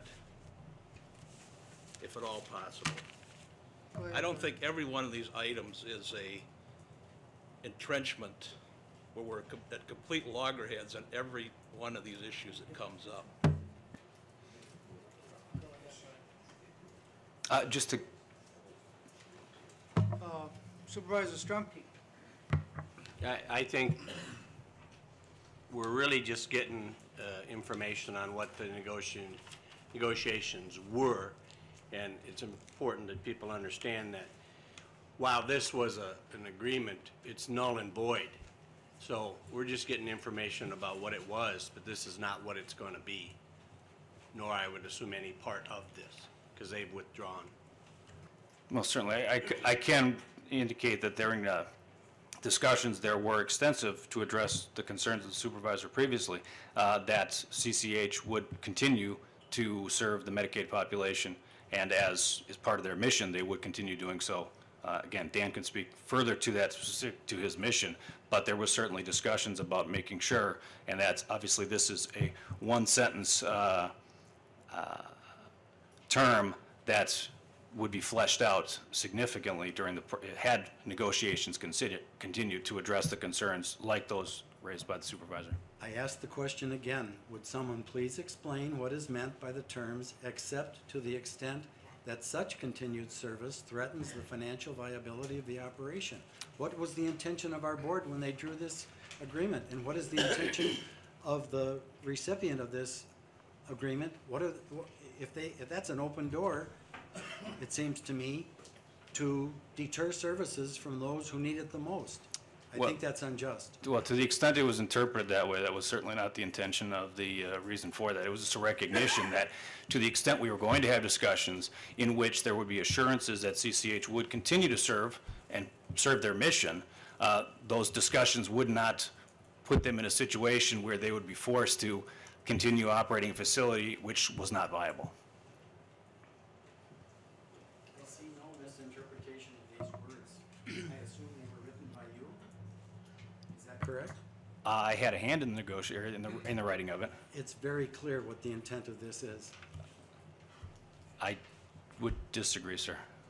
I don't think it's as clear. It's very vague language that was put in recognition that we could not, while we would expect CCH that further discussions would be included to expect CCH to continue serving the Medicaid population as they do at their current facility, there was just also a recognition that in making that expectation as part of the contractual language going forward, that they would not be hamstrung to the point where they would be forced to effectively run themselves out of business. It's an extension. I mean, we're talking a 99-year term lease.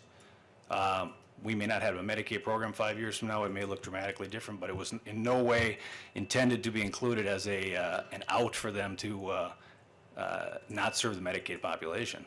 Would you please answer my question then? What are you going to do with these people who, when to the extent that they can't do this anymore, fall through the cracks?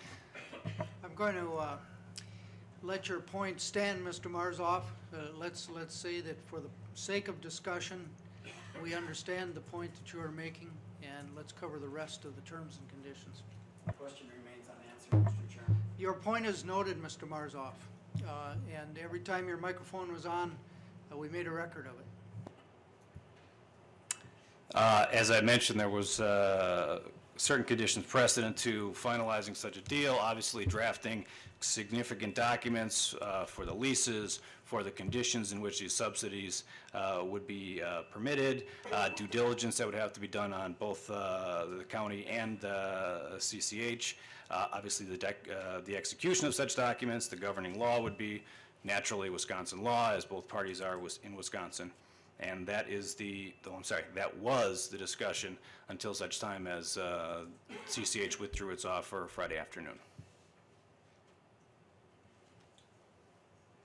Any other questions for Mr. Patel, Mr. Raymond? Yeah, I got a procedural question, and it's more for Greg. I attended the last closed session. Is that closed session and things that we discussed in there off limits in here? You know, is that closed session still closed, or is it open? I don't know how to ask the question. Help me out. Well, closed sessions give you the opportunity to have open and frank discussions in confidence. There is no law that says that the results of a closed session cannot be discussed in the open. You have to determine whether or not discussing what was said in closed session could, for example, harm a county's position in a lawsuit or somehow be detrimental to the county's interest in some other matter. I did not attend all these meetings, so I'm sorry, I'm not in a position to say whether or not it would be inappropriate to discuss the contents of the meetings. My guess is it's not.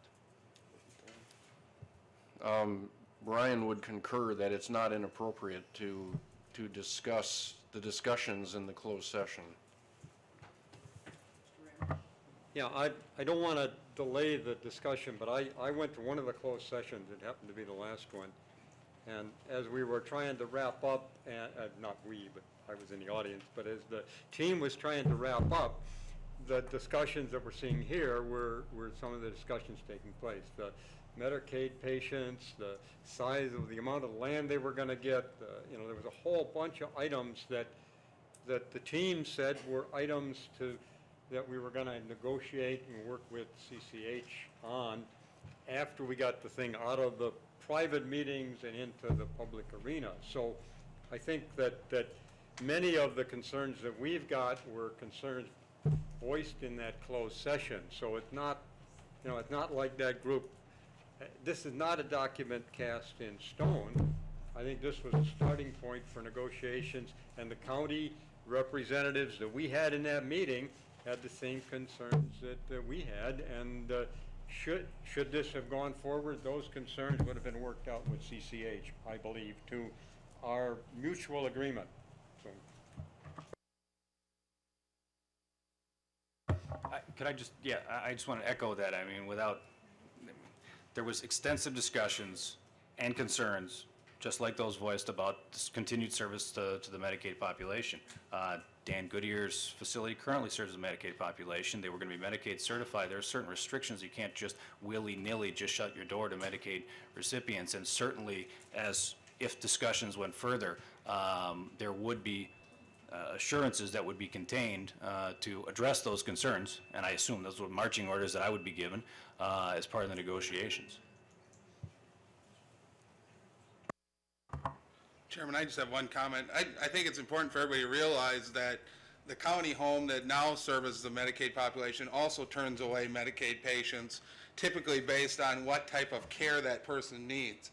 That's typically the determining factor for any nursing home is if you have a patient that comes in and needs severe behavioral help and supervision and you can't provide it, that person isn't admitted into the nursing home. And that's whether it's the county home or almost every nursing home in this state, because once they're in your facility, you're liable to provide the care that they need. And you need to make that determination before they come in your door whether or not you can provide that care. So realize that facilities all the time determine whether or not they can provide care that a person needs when they come in to be admitted. All right, now getting on, we kind of got through the history of the engagement. The next thing that the committee had kind of asked us to outline for them is, along with this proposal that we had talked about, what else is out there for the county to look at as far as options regarding the nursing home? Some of these have been, I think if you looked at Chuck's slide, you'll recognize some of them from prior meetings we had. The one option that's still out there is, as you've downsized to 72 beds, and there was a savings related to that, when Whipfly, and I'm Whipfly, when we did our actually phase 2 study, one of our recommendations was actually to downsize to 50 beds. And unlike going to 72 beds, there is a financial incentive to the county to get more Medicaid dollars if you have 50 beds. It's just a line drawn in the sand that says if you're smaller than 50 beds, we're going to enhance, it's actually enhancing the nursing part of your Medicaid rate. So it's not just downsizing costs and losing revenue. There's actually an enhanced revenue factor related to that. Relocate current residents and close the current nursing home. That's one that we've talked about. Contact organizations who attended the informational meeting regarding initial CCH offer. And then the Christian Community Home offer. And the one also up above is to continue to operate the nursing home as is. So there's really 5 options that we've kind of laid out here. 1, continue operations as is. 2, downsize and try to capture more Medicaid reimbursement. 3, the closure of the facility. 4, try to find another partner. And 5, the CCH offer, which really is not 5 anymore. And then obviously there's always other ones. But that's kind of to give the committee and the county board some things to think about as you decide where do we go next.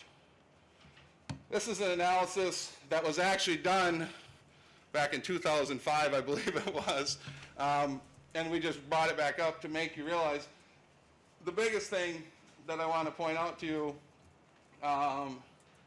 is right here. This $227,000 is really that rate increase that I'm talking about because you're going to 50 beds. That's really that enhanced revenue. Everything else really is just a factor of downsizing the facility. That dollar amount is actually, if you went to 51 beds, it wouldn't be there. If you went to 50 beds, it would be there. So I just wanted to kind of point that out. Otherwise, like I said, it's the same analysis. As Fred had pointed out to me, the $632,000 is probably overstated because some of these changes, as far as the staffing and stuff like that, were already made as part of our other plan. But the key there again is there is a threshold at 50 beds that does make a difference. As the second one that we've kind of talked about, there is the option, and I have worked with facilities that have decided not to be in the nursing home business anymore. It's not as simple as you think. It's a very long process, mainly because you have to deal with the state of Wisconsin and all the approvals of what are you going to do with the residents that are now in your facility. They have to approve where you're going to relocate them. And typically, it's a very, I'll say, long process. It's to get that done. There is an actual document on what you need to do in order to do that.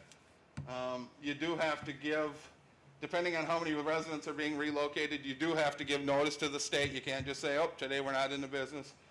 If we have more than 50 residents, we have to give 120 days from the date the state approves our plan.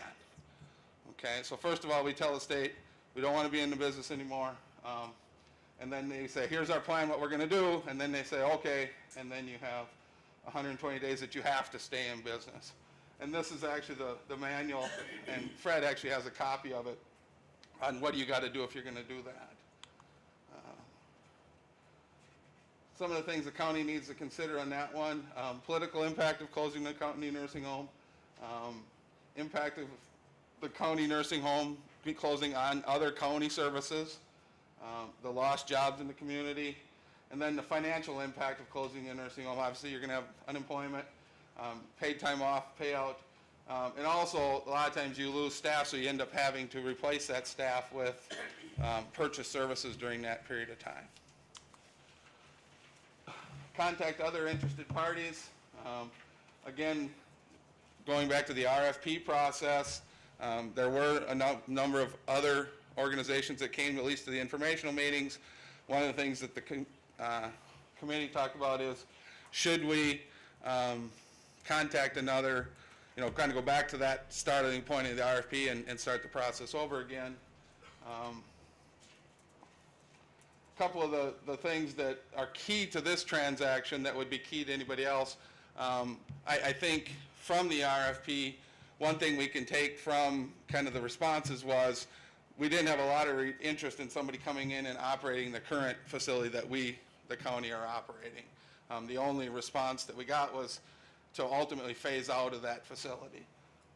In order to get an enhanced in essence, in order to get an enhanced Medicaid capital rate to make building a new facility financially feasible, you have to get approval through the state, and it actually requires giving beds up to the state.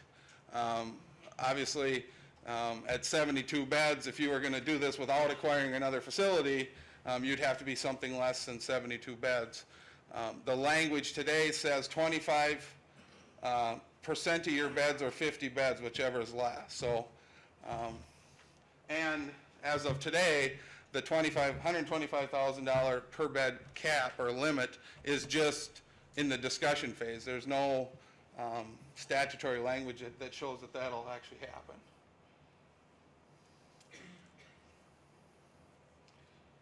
And again, I think the key one here is that bottom bullet point. Any organization that comes in is going to have a financial risk of operating a nursing home in Wisconsin. That's just a fact of life of the nursing home industry. Actually, this kind of overlaps what you've already provided, so we can kind of walk through.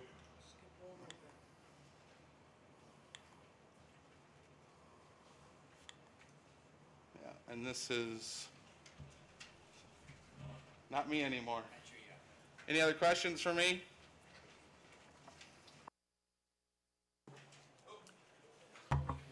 Yes. Just a quick one, and don't flip back on this, but that term bed tax, I understand that we are taxed $900 per bed to the state? Yes. What's the rationale for that? The state then claims that as an expenditure, and they get federal matching of the funds. And there is a part of our Medicaid rate that gives us back that bed tax, depending on how much Medicaid you are. The problem is that the federal matching funds that come back don't all go back to the nursing home. They go to other Medicaid programs. So, and not to say that the bed tax is the answer anyway, but if we got all the money back, I think people would be a little more okay with that. That's true with the 50 beds or the 70? Yes, except your tax would be less because it's based on how many beds you have. Mr. Raymond? Now, are you going to be here through the evening so that? I'll be here till the last person. Okay. Mr. Strumke?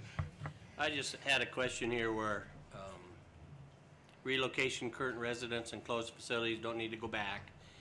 But it said 120 days from the date of relocation plan is approved by the department if more than 50 residents are to be relocated. So what if you relocate them all in 30 days? We have to keep the building going for 120 days? No, the expectation is you wouldn't, usually that 120 days runs out and you wouldn't get it done, and then your obligation to stay there is gone and the state would actually take over the facility. If you got it done in 30 days, there's no reason to stay open. Mr. Jordan? I just think it's important for all the supervisors and the community at large. Could you just address for us in the briefest of terms? We are not being reimbursed at the rate of $125,000 per bed today. Could you tell us what that amount is? It's actually $75,900. $75,900. And my follow-up question, it seems to me in one of the briefings that I attended that if we were to expand the nursing home, if that was one of the options that we did, we would not necessarily get to move from 75,000 up to 125. Is that correct? Right. The discussions right now, at least preliminary with the state is the 75,000 right now is what you would get even if you built a new facility today. The 125,000 is really tied to two things. One, new construction, and if only part of your building was new construction, you would only get it on part of your building, but you would only get it if you qualified for a major phase down, which again requires you to give beds back to the state. So in essence, to get the 125 today, somehow the county would have to come up with more beds. If they wanted to stay at 72, they'd have to come up with more beds to give back to the state. Point of clarification, please. The county is currently not getting any reimbursement for the bed level. They're not getting the 75,000 level or the 125. Right. They're actually getting your depreciation reimbursement. You're not at the 75,000. And our depreciation reimbursement is how much per bed approximately? I would say it's probably $4 a day. Which is how much per bed compared to the 75,000? It'd be 4 times 365, whatever that is. So $1,200. And the point is because we have a 30-year-old facility that we cannot get a reimbursement for. We have no debt on it. We don't have a modern facility that supports patients the proper way. Right, and realize, and this would apply to CCH also, you have to fund that debt for a year before the state kicks in and reimburses your debt. Your interest, the cost on your debt is required to go through a cost report. In essence, think of it as a financial cycle. So you're going to have to, for example, if we built a new facility January 1 of '07, and our fiscal year end was December 31, '07, our July 1, '07 rate would have no dollars built into that new facility. We wouldn't get the new dollars for the facility until July 1 of '08. Okay, so you have to spend the money, it has to go through the cost reporting process, and then it's put into your rate. But the fact that we were willing to lend our credit facilities to building a new $12 million facility to serve the county be it operated by the county or the private or nonprofit sector, would have increased the revenue substantially because of the rules on depreciation. Is that correct? Right. Well, and the key with the 125 is the price to build a new facility these days is somewhere between 100,000 and 120,000 a bed. If you're limited to the 75,000 like you currently are, you got a big chunk of costs that's not going to get recognized by the Medicaid program. If you get that 125,000, now you pretty much got all your capital costs recognized by the Medicaid program. And again, realize that the 125,000 is just in the discussion phase right now. It's not actually in any rules or regulations. Just to emphasize, we're stuck at $1,200 a year, not $75,000 a year for basis, correct? Thank you. Mr. Troyer. Larry, as our consultant, I'm interested, if we have a 30-year-old building and we downsize to 50 beds, how much capital improvement are we going to have to do to make that building go to the standard that private pay patients may choose to have that as a facility for their care? I think, you know, I think I don't know if you'd have to do a lot of capital improvements on the private room side of it. And really today, what we're seeing is the areas that residents are interested in is obviously private rooms. We got a lot. You get a lot of requests, can I have a private room? And actually, when I started in this business, it's interesting because somebody mentioned to me that nursing home administrators must be the best salesmen in the world because they can take a person that's lived in their home all their life and decide the best thing that ever happened to them is to have a roommate. And that's true. I mean, that's the environment we've lived in. The second thing that people really look for is dining services.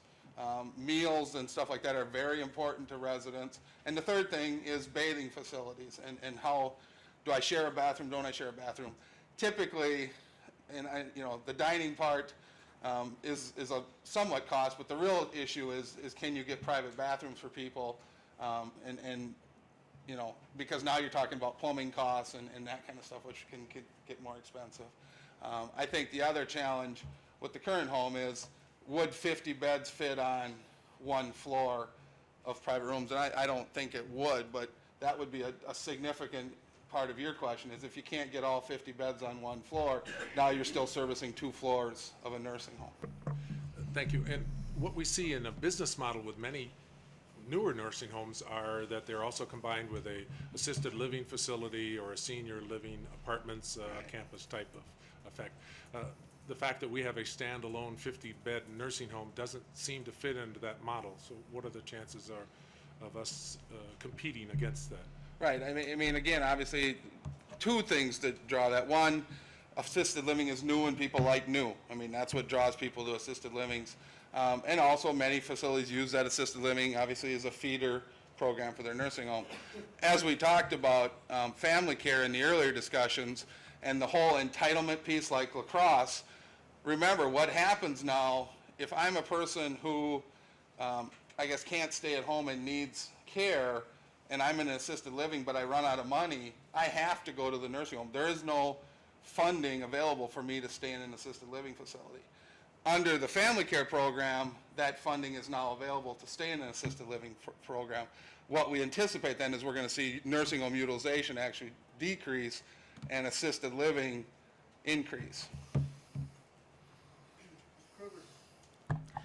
Larry, if we're looking up there, and correct me if I'm wrong, Christian Community Homes has 42-count Medicaid patients today in an 82-bed facility, which is greater than 50%. St. Croix County Health Center has 39 in a 72-bed percentage, which is about 55%. Is that my numbers correct? Well, these aren't my census numbers, but I assume they're correct, and your bed numbers are right, yes. Yes. What I'm trying to say is it's important that Christian Community did have a good percentage, very similar to what St. Croix County Health Center did. Yeah, and I think we'll let the next speaker, because she'll actually talk to you about even percentages and stuff like that. So I don't want to step into her territory. Fred, you're the traffic.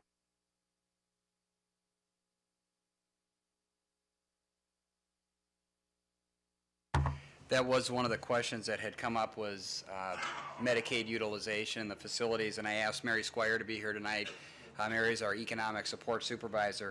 The one thing you'll note on the comparison and the percentages that I just want to point out on the front end is we took a point in time, and I'm not trying to steal Mary's thunder, but you can, this is what she was probably going to say, but we took a point in time count and we compared it to beds available.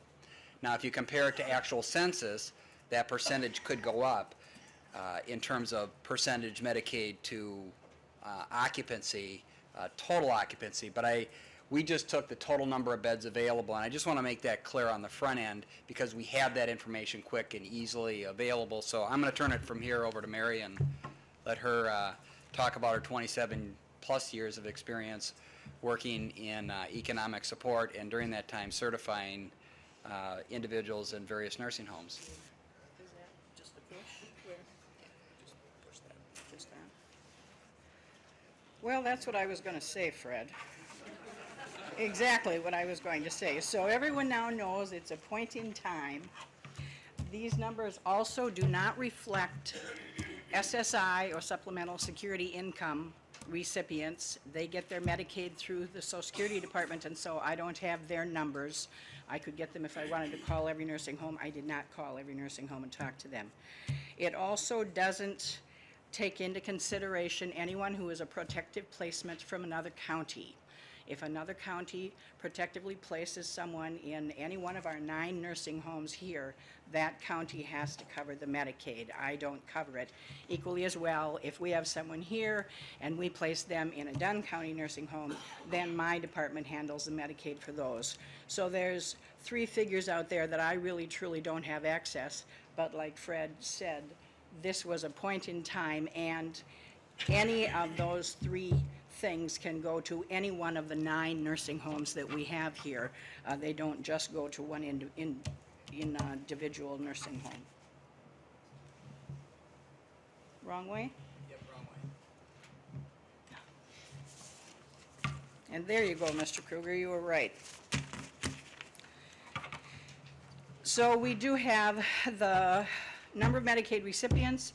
We have the bed count. Again, that's not necessarily full bed counts. That's how many beds they have. I don't know how many people any one of the 9 places are housing right at this moment. However, I found it amazing when I pulled up these statistics that they're really quite equally spaced among all 9 nursing homes, considering the sizes.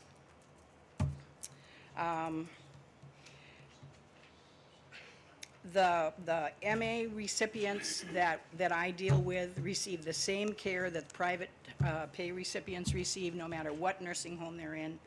I have not ever in 27 years had anyone say that they couldn't get their mother into the American Heritage because she was on Medicaid. No one has ever been turned away from any nursing home that I'm aware of, and I believe that they would have told me.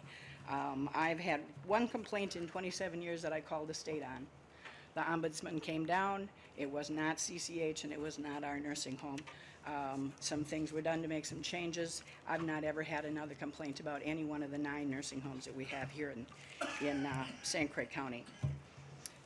Like Lester said, people are turned away from nursing homes, whether they're on Medicaid or private pay, but that all comes down to the type of care that they need, and all nursing homes are not equipped to handle all types of people's needs, and so sometimes we have to refer people to other places.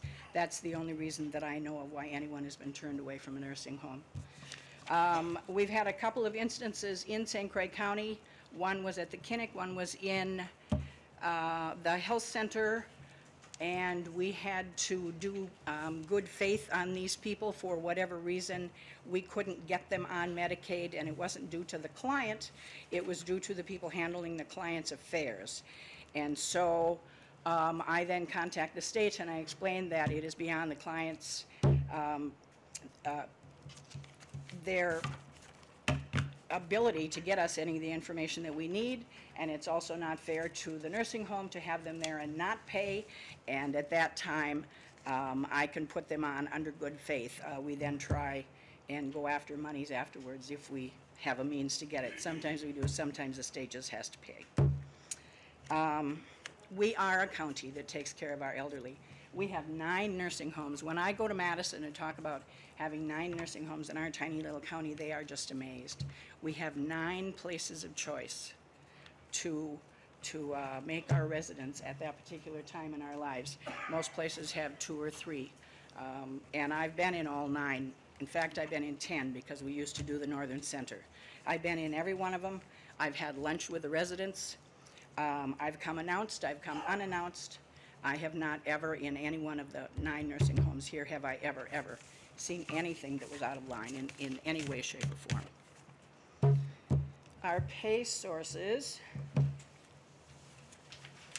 Now, this is from 2006. I can't get 2007 until 2008, of course. But in 2006, 68% of our money came from Medicaid, 11% came from Medicare, and 21% came from private pay. These statistics are going to continue to change, like Lester said, and my department is told on a regular basis, Ron Lockwood's department is told on a regular basis. On one hand, people talk about the baby boomers, of which I'm one, but on the other hand, the governor's proposal to, for the nursing home relocation program to decrease by 25% the population of nursing homes within 8 years. And to date, like Fred said, to date the state has relocated 952 people from nursing homes, 19 of which we did in St. Croix County. That's effective 11/30 of '06. With the long-term reform coming and all the changes that we're hearing from the state level, the intent is to, and family care, the intent is to definitely relocate people from nursing homes. The cost of nursing homes is very, very high, and the state knows it, they're aware of it, and they know that there are a lot of people in nursing homes that can go to other facilities of some type. That's when Lester said that's when the money is going to come into the assisted living, because if the state gets their way, eventually those people are going to have somebody pay for it. They can be on Medicaid with me, but if it won't pay for assisted living, it's not going to help them. I do believe that they're going to come through and put the money in assisted living, which will be less expensive than nursing homes. Any question? Thank you.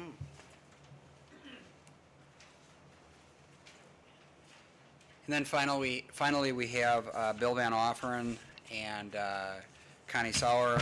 Bill's our administrator, and Connie is our director of nursing. They were going to talk a little bit about patient mix, resident needs. So Bill and Connie, if you can come on up and tag team this.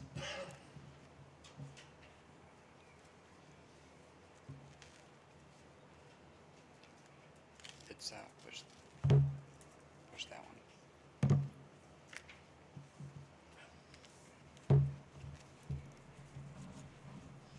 One of the things that I was asked to review as part of the process when we were doing negotiations with CCH was review their recent survey history, just to see what their survey history was, what kind of citations they had, how many, so on and so forth. In comparing that, I went back to 2004. In 2004, CCH had 7 citations. When I compared that with our facility, St. Croix, we also had 7 citations. In 2005, CCH had a site-free survey, and St. Croix had 1 citation. In 2006, CCH had 1 citation, and 2006 was a tough year for the St. Croix Health Center. We had 8 citations that year. 2007, as somebody alluded to earlier, we've already had our 2007 survey, and I was very happy to find that we had a site-free survey, and we owe it to all of the excellent staff at the St. Croix County facility for that survey. They did a wonderful job, and they continue to do so every day. And in 2007, CCH has not had their survey yet for that year. One other thing that they had asked us to look at was any complaints. When I looked at complaint history for CCH, the complaints just went back to 2005. In 2005, they had 2 complaints. Neither one of those complaints really ended up in any citation for them. In 2006, there was no complaints, and in 2007, 1 complaint. But again, it did not end up with a citation for CCH. Now, Bill will talk to the fact that you see up there when he had some discussions with the ombudsman. Thank you, Connie. Had an opportunity to visit with Marty Sanville and discuss CCH. And Marty indicated that her overall perspective of CCH is that they provided good care. I spoke with BQA, that's the Bureau of Quality Assurance, that does all the surveys. And they indicated that they were also pleased with the care rendered at CCH, and they also indicated that CCH was innovative in the type of services that they provide. Okay, right button. What do we got? Okay. I think Fred already alluded to the fact that it's projected by 2016. Excuse me, Bill. We've got a question out there. Oh, I'm sorry. I have a question, Bill. Ms. Wentz? Why did we only go back to 2004? Was that because there were so many problems in the 2003 time with CCH? Oh, Is no. that why it was not brought forth? No, it wasn't. Normal process is to go back 3 years. That's exactly what I went back, is 3 years. I mean, if you want, you go back 10 years. You have to go down to Madison to get those. I think it just would have been good for the county to realize some of the problems that were associated with CCH during that period of 2003, and a couple from the Hudson community. And I can't address that, Esther. Normal practice is 3 years. Thank you. Okay. Fred already alluded to the fact that there's a projected shortage of nursing home beds in 2016. And then this is something I found of interest, and I picked it up out of the site that's indicated there. Nursing home utilization. Data from the National Nursing Home Survey indicates that the percent of adults aged 65 and older in nursing homes declined from 4.2% to 3.6%. That's from 1985 to 2004. The age 85 plus group declined the most, falling from 21.1% to 13.95% again during that same period of time. But that shows the source that I went to look at that. And the relocation program, that's been discussed several times, as well as long-term care reform. Family care, that's been discussed by several of the presenters previously, so I don't believe it necessary for me to cover that.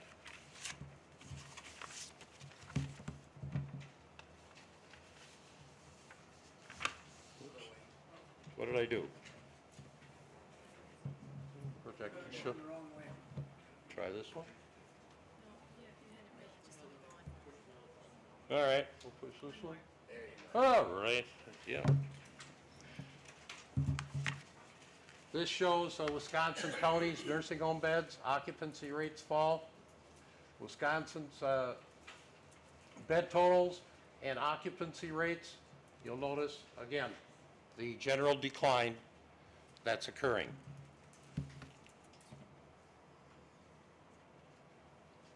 Okay. This is a report that we receive monthly showing open beds in the community. And this goes, most recent is, of course, what we have is the July information. Now Connie has got something additional.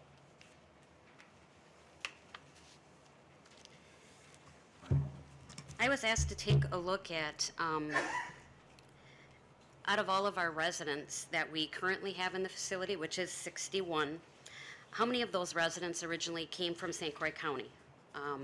And how many, were out-of-county residents that we got from, other counties? 50 of our 61 residents were St. Croix County. when they came to us. So that's 82% of our residents were from St. Croix County. And 11 came from out of county.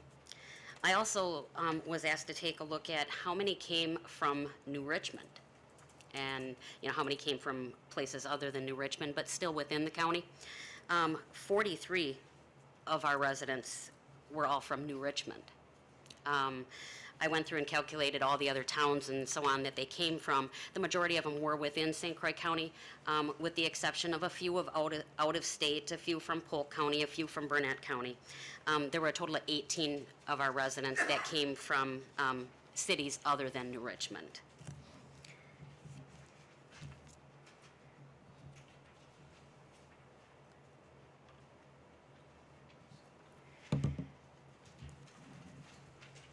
When we talk about who does St. Croix Health Center serve, and right now approximately 67% of the residents at St. Croix Health Center are on Medicaid. And that was a typo that they had originally in the... I think it was accurate as of June 27th. When they did this on June 27th, but we wanted to update it as to where it is right now. Almost a month after that. And right now it's 67%. I can give you the exact numbers of how many of our residents currently in-house we have that are on Medicaid, how many are Medicare, how many are insurance, and how many are private pay. Currently, out of our 61, 41 of our residents are Medicaid, 5 are on Medicare, 1 insurance, and 14 private pay. That's kind of the breakout of the payer sources of our residents that we currently have. We provide nursing home care for medical, geriatric, rehab services, short-term respite stays, and also some hospice care. We provide services to a variety of residents. We don't have special units per se. Some facilities have special behavior units or mental health units. We don't currently have any of those units. How many people does St. Croix County Health Center serve? We serve about 66 residents on average per year. We admit and discharge from 5 to 9 residents per month. Some months it's, up there, and other months are pretty stagnant. It really kind of depends upon how many referral calls we get from the hospitals. The county's not mandated to have a nursing home.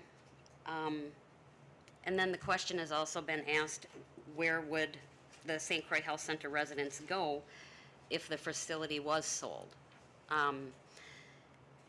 They usually go to other nursing homes in the area.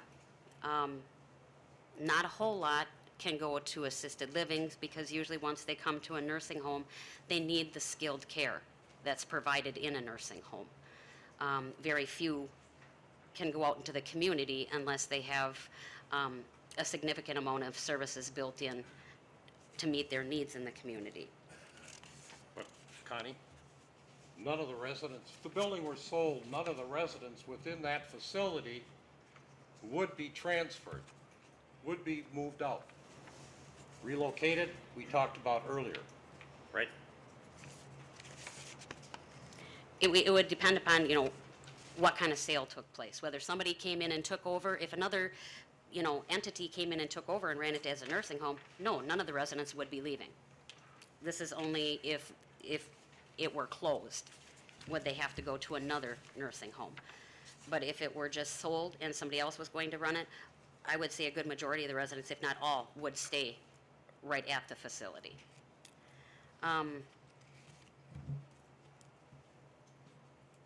Just a question.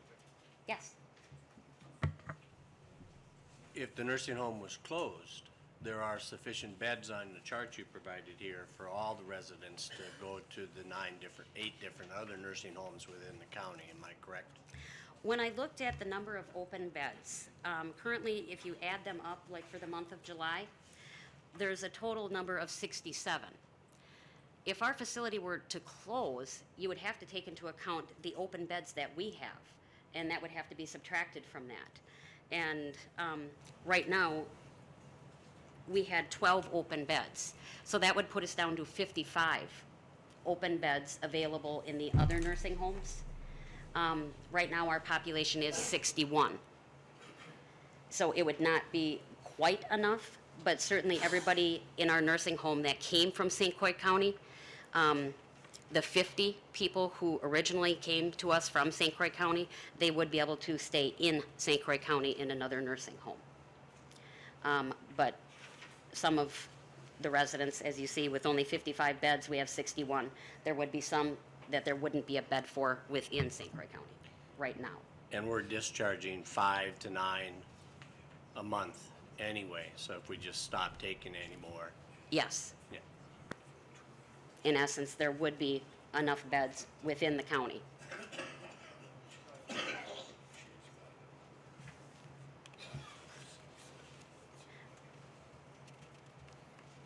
When we go on to who are the residents of the St. Croix Health Center, the resident population at the health center doesn't differ a lot from other private or nonprofit long-term care facilities. You know, I've had the opportunity with working for a consulting company as I do to be in a great number of nursing homes all throughout Wisconsin, and I also go into Minnesota as well. So I've had the opportunity to be in at least 20 different nursing home settings. Our resident population is pretty similar to other nursing homes. Overall, for admissions, as people said, we don't really look at payer source when we're looking at taking an admission. For an admission, we would get a referral from a hospital or from another agency. That's reviewed by myself and the social worker. We review all of their medical information, the history and physical, their medications, and how much assistance they need. On that, we determine if we can meet their needs in our facility. If we can meet not just their medical needs, but we also have to be able to meet their physical, their psychological, and emotional needs as well.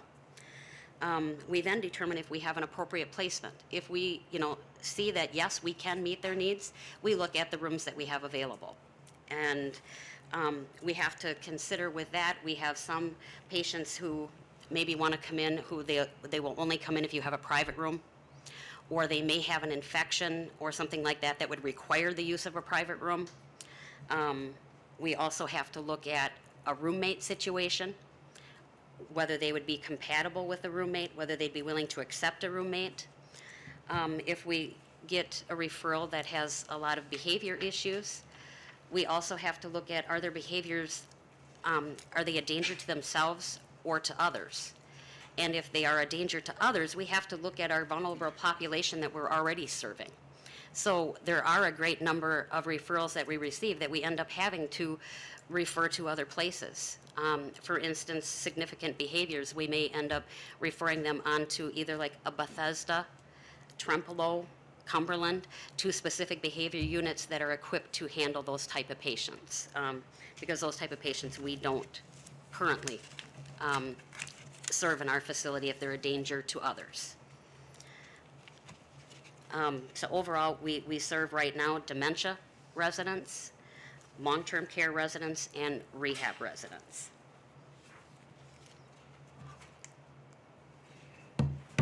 Then they'd asked us to look a little bit at the caregiver to patient ratio. For instance, how many residents each staff member is responsible for. And the state of Wisconsin has different levels according to the care needs. There's basically 3 different care needs. There's ISN, which is intensive skilled nursing, SNF, which is skilled nursing, and then an ICF, which is they don't meet the qualifications for skilled nursing, but they still have some needs. For each resident in need of an intensively skilled nursing care, they request that 3.25 hours per day shall be provided for the care of those residents. And out of that, 0.65 hours shall be given by a registered nurse. Then if you just have a skilled nursing population,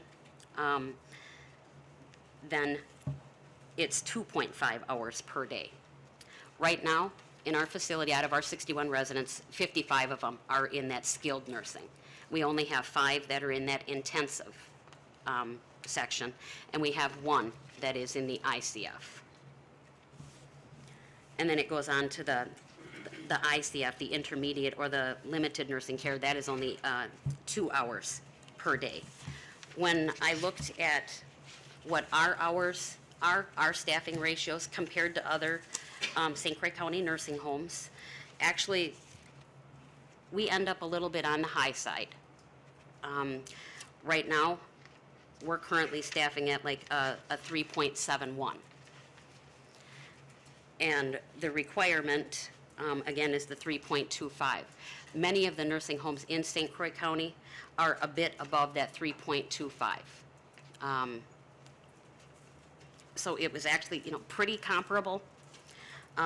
There was actually one other nursing home in St. Croix County that staffs even better than what we do. And that was Baldwin at 3.78. Yes. Are you comparing RNs to LPNs in those statistics? Yes, I've got the exact numbers here for RN hours, LPN hours, CNA hours, and then what that totals up to be. Were you interested in what specifically our RN hours are? Now, when you talk about Baldwin as staffing at an even higher level, historically, this facility has had more RN hours than other area nursing homes, but I don't know today if that is still Right. true. So are you comparing Baldwin having more LPN hours over RNs, or are you comparing RNs to RNs? I was looking at the total number, but I can tell you right now, what we are at for RNs is 0.77. And again, on here, the requirement for the most intensively skilled nursing is a 0.65. The majority of our residents fall into the SNF category, and at that, only 0.5 is required as far as RNs. Right now, we are at a 0.77 as far as RNs. Baldwin is at a 0.55. If you'd like the calculations for any of the other facilities, I have those as well. The only other thing that I noticed the difference between the Baldwin and, again, our facility, Baldwin does staff higher in their certified nursing assistants. They're at a 2.47, and we're at a, we were at a 2.38. Right now, I figured it out, as of like today, we're at a 2.55. So pretty comparable on CNAs right now with Baldwin. And now I will turn it back over to Bill to go on to the next presentation.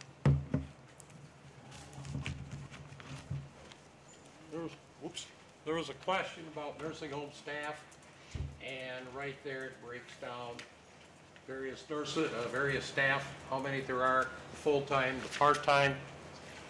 Then also a question had come up, of all your staff, how many are from the New Richmond area? Including department heads, there are 23 full-time, 20 part-time,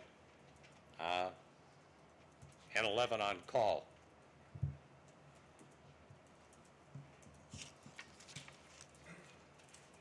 Is there any questions? Okay, thank you.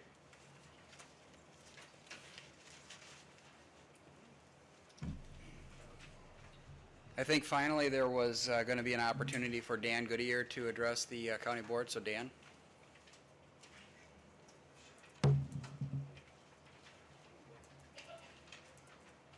Mr. Dowd? At this point, Mr. Chairman, I don't see any point in listening to CCH since they are pretty much a non-issue, and we have quite a few people sitting in the back that are waiting to speak. They have dropped out of negotiations. I don't see any reason to listen to this at this point. maybe at the next meeting. Thank you, Mr. Dowd. Go ahead, Mr. Goodyear. I'd like to thank the county board for the opportunity to speak with you tonight directly, and I will try and keep my comments very brief. I know you have a lot of other business to attend to tonight. Before I start my comments, I'd like to give a special thanks and recognition for the negotiating committee that the county board asked to do to carry the weight on this process. And I'd like to also recognize that I think between the attorneys representing the county and our attorneys from Reinhardt Berner and the group from Whiffley, that there were some pretty fine healthcare minds working on this project. I'd also like to publicly thank my board of directors at CCHS for taking up this project originally and considering this for many months as we worked on this. It was hard work for everybody. And of course that work kind of ended rather abruptly last week. I'd like to spend a little bit of time talking to you about why we originally got into this discussion with the county.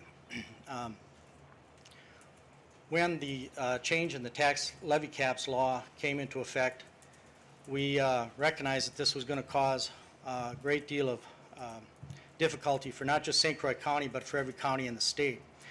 And we looked at the county nursing facility as being particularly at risk because of the level of the subsidies that were going into that facility. And we really sort of felt that there was a potential for a lot of the different initiatives in our county to be cut in order to create that subsidy. We saw an early indication of this when on our campus we have the Hudson Senior Center located in our Marie Blakeman Center. And we saw an early indication that perhaps this was going to happen when our senior center was cut back and closed on Mondays. The senior center is also a congregate meal site, and we run Meals on Wheels to our community out of that facility. So we felt that anybody who needed the nutritional programs probably needed them every day of the week, and that the cutback was kind of a concern to us. Now, I think perhaps there are other alternatives for the residents of Hudson to receive their nutritional needs, and I probably don't even know about all of those opportunities, but I will tell you that that was a red flag for us, and it was one of the things that we talked about when we considered this at our board. When we discussed this possibility of privatizing at our board level, we talked a great deal about mission. We're really not that different in many ways than the county nursing facility. We're a local nursing facility that serves the residents of St. Croix County. We don't have a chain operation. We have one operation in Hudson. And we've certainly faced some of the same kind of issues that the county has faced. We've had financial challenges. We deal in the same reimbursement systems that the county does. We've had regulatory challenges. We've had to fix things and move on and do the very best we can to make improvements that last. But one of the things that we felt very strongly about was the idea that if there was going to be a change made at the county level, and that's a big if, that we did feel called by our mission to step forward out of a sense of duty. So we talked about mission a great deal. We also talked about the fact that we're not a company that's going to be talking about acquisitions in Milwaukee or Madison or out of state. This was literally in our own backyard. And we talked about the concept of community, Christian community home. And we said that through the years we felt that our community identity had somewhat grown, that we'd become more of a Western Wisconsin provider, and we essentially thought that our definition of community may be extended to include our sister city of New Richmond. I'd like to talk to you a little bit about the vision that we had for this new facility, this new company that we're going to start in New Richmond. Early on in our discussion with the county, I contacted the owners of the other nursing home in New Richmond Meadows, engaged them in a similar conversation. That conversation went something like this. What if we were able to take these two nursing homes that have competed in the same town for many, many years, When I say compete, I mean for resident admissions and I mean for staff. Whenever you go and try and hire an RN, I'm guessing that both facilities it was difficult to hire staff as well as to compete for admissions. We said, what if we could combine the operations of those two facilities and essentially build a new nursing home to replace the two aging buildings that existed there? And the response that we got from the Richmond Meadows ownership supported this idea, and so we have carried that notion into our discussion.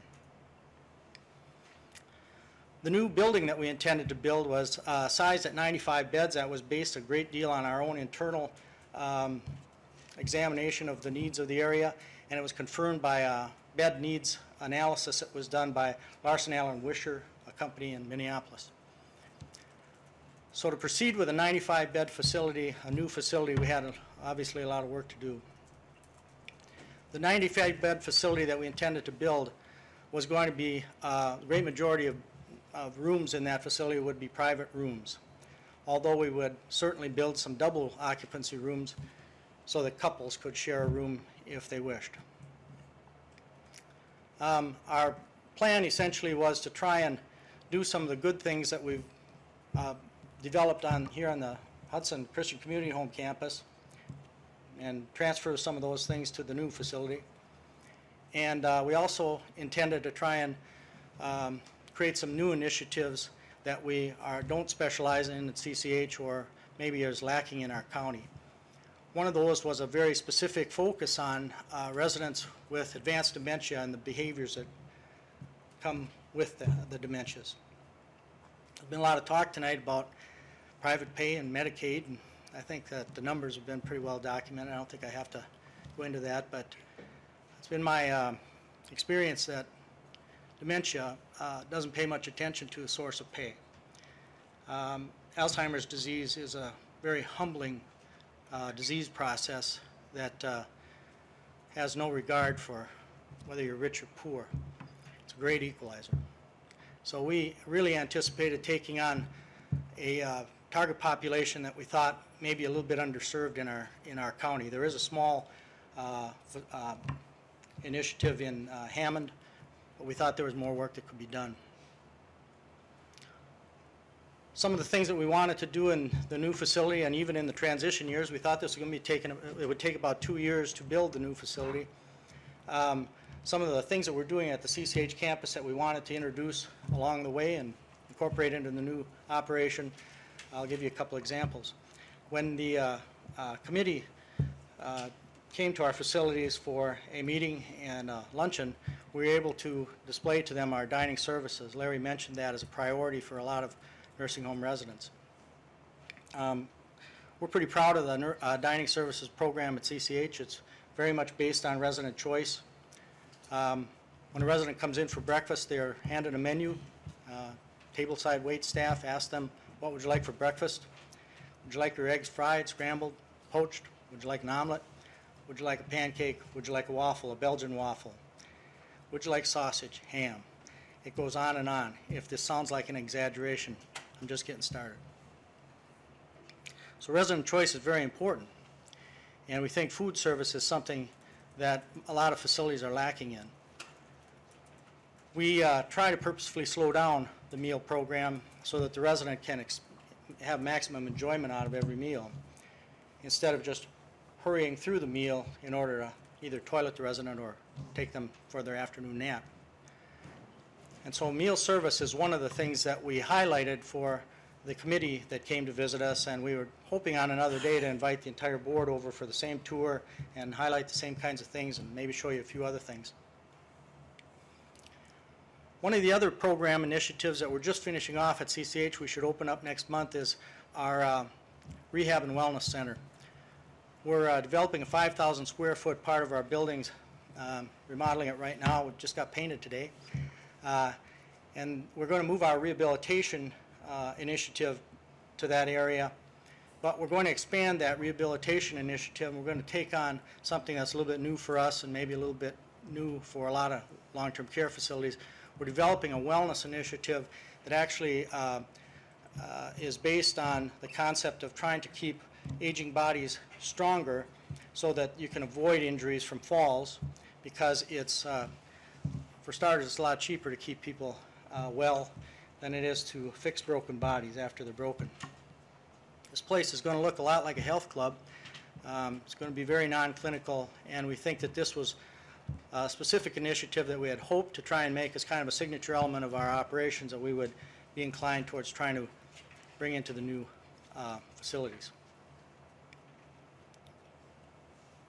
We're a different facility at CCH than we were 5 years ago, and different even than a year ago, and I think next year will probably be better than we are today.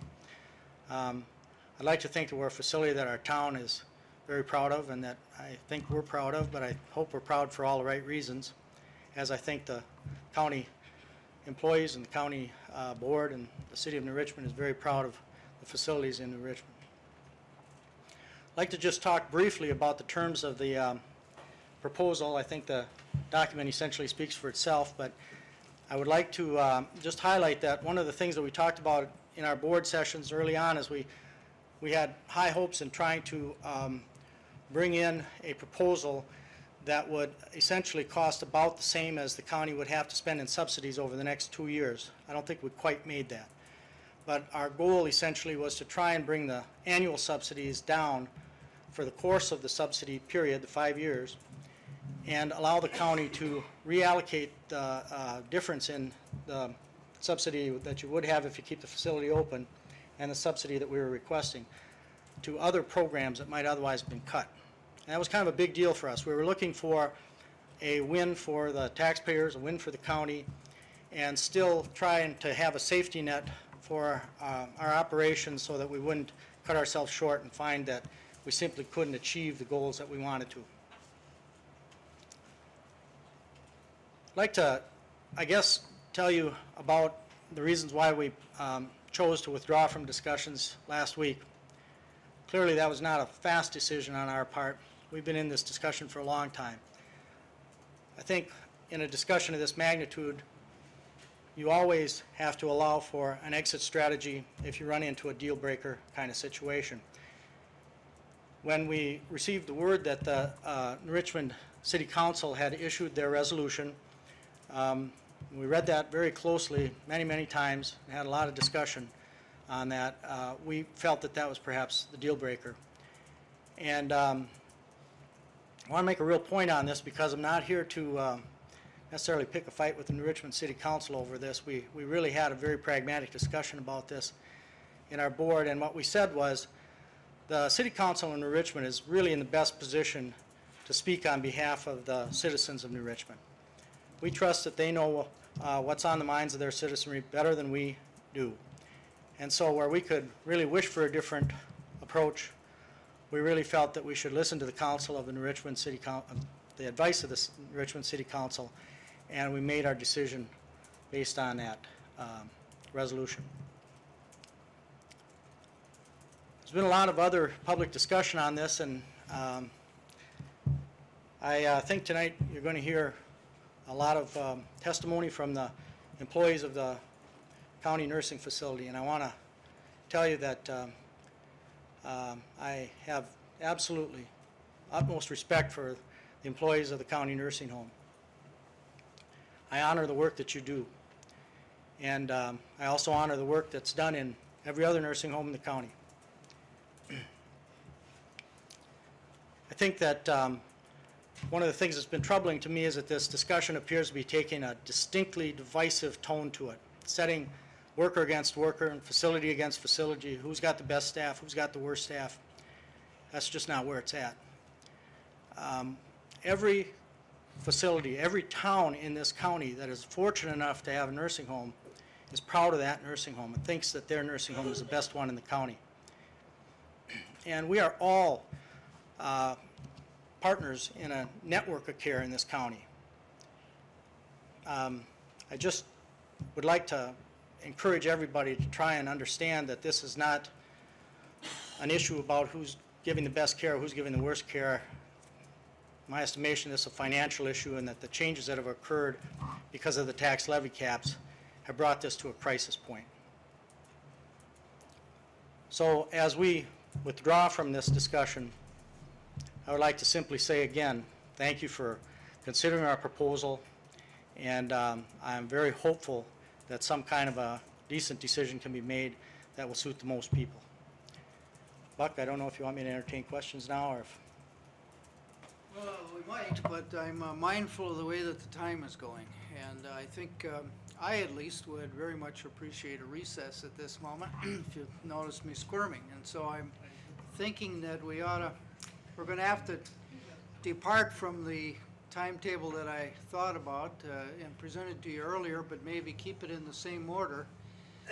Take a recess, then come back to where we were. And I invite you all to think hard again about whether we should have another meeting, because it's beginning to look as though we will not be able to hear everybody tonight. And I'm sure we want to hear as many as we can tonight, and then hear people on other occasions too. So what I propose to do is to declare a recess now, and to start that process of connecting supervisors with their constituent residents with these little forms, and see how much of that you can get done. And tonight we will probably be able to go through, circulate through the districts once at least. So you should be able to get one resident from your district up to the microphone before we leave tonight, I'm guessing. But why don't you think about process as well as substance, and come back prepared to talk about that after the recess. Buzz? Mr. Chairman, may I ask Mr. Goodyear a question before he leaves? Well, are you willing to stay till the end of the recess? Sure. I mean, I think we're looking at 10 minutes. Can you ask the question when we come back, Buzz? If you will, please. That'll give us all some much-needed relief, I think. Thank you.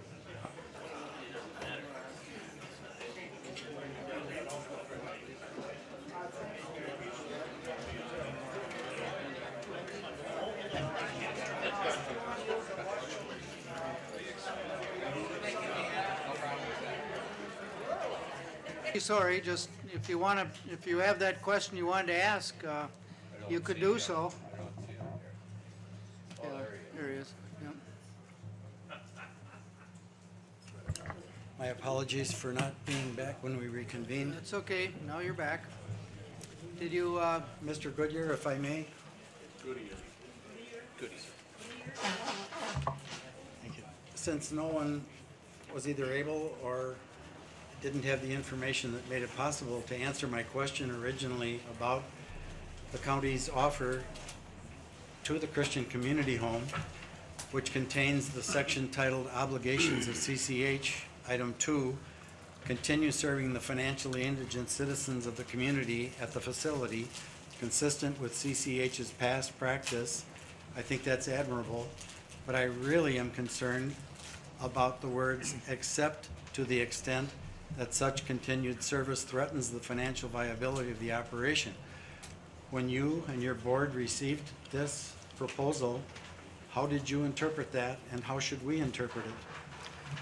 Take a shot at it. I know that it seems like we've been dancing around that issue, but essentially this language was crafted by our attorneys and the county's attorneys as part of that document, and I can tell you what the discussion we had was around that resulted in that language, which is preliminary language. I think that it's pretty obvious that a lot of the terms in that document were subject to change, subject to modification, and certainly subject to a lot of clarification.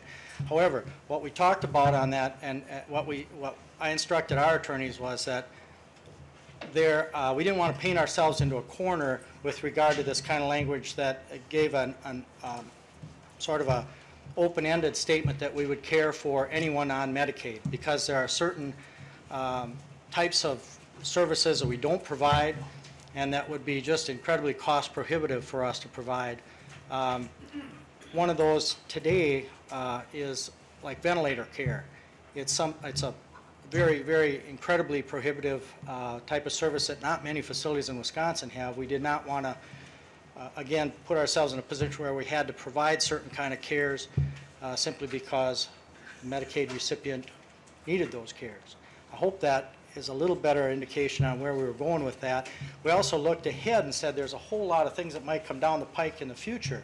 New technologies, different things that Medicaid, Medicare, private payers would be able to utilize. We just weren't sure that we were going to be able to do all of those services as a facility. So that was the intent of that language. Obviously, that language maybe could have been clarified a little bit and probably would have been. Could I just take one, we got to remember what this document is. This is almost like a list of, these are the things that we need to discuss. So the thought process was, because, and I want to also make sure I acknowledge the good work of the committee, one of the things that we were explicitly instructed as part of our negotiations is, hey, we got to address that they will continue to serve the Medicaid population. So think of this as a list of, these are the things that we agree upon that we have to finalize. So rather than just saying, you shall serve every Medicaid individual, obviously that would be the farthest extreme, but it's, look, we've got to put some meat on this bone.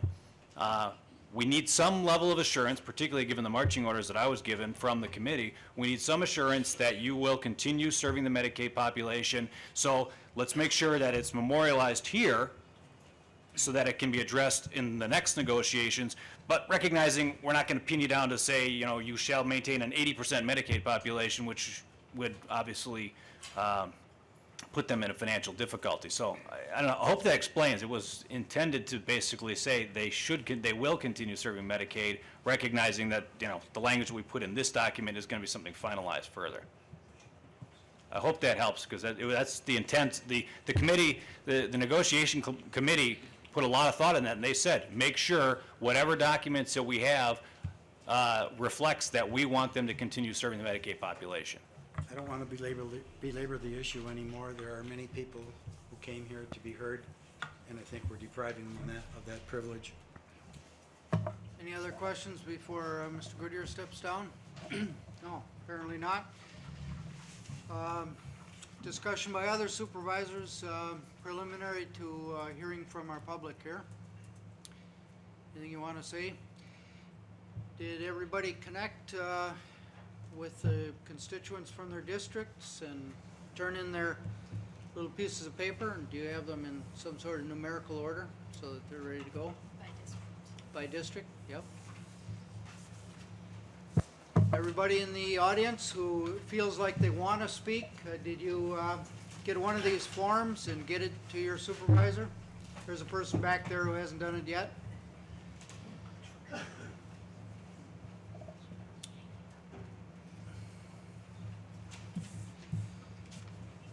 All right, then what we'll do, I think, is we'll take these forms in district order rotation, starting with District 1 and proceeding through District 31. One speaker for each district, and after we get through again, we'll cycle it back. People should speak from this lectern and microphone up here. Is there some question about that? Oh. Is this the one you just got?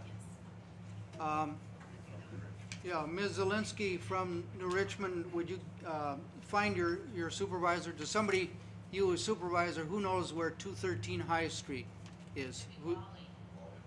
That'd be Mr. Hobagers. Have you already given us any, or is this your first one? That'll be my first one. Okay, then that's number one in your pile. Easy enough. So, speaking will be from this lectern, this microphone. I suggest people come around from the right. There's a little less risk of tripping over a cord. We'll listen to you quietly. And people who want to support what they hear a speaker say are welcome to raise their hand if they'd like to indicate support. We'll try to keep quiet. Remember, you can always write things and give them to Mr. Whiting. He'll run the timer.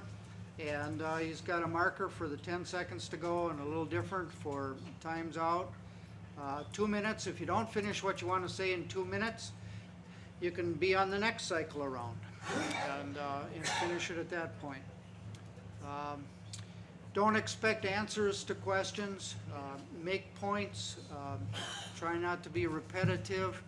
We will not engage in debate with each other, that kind of thing.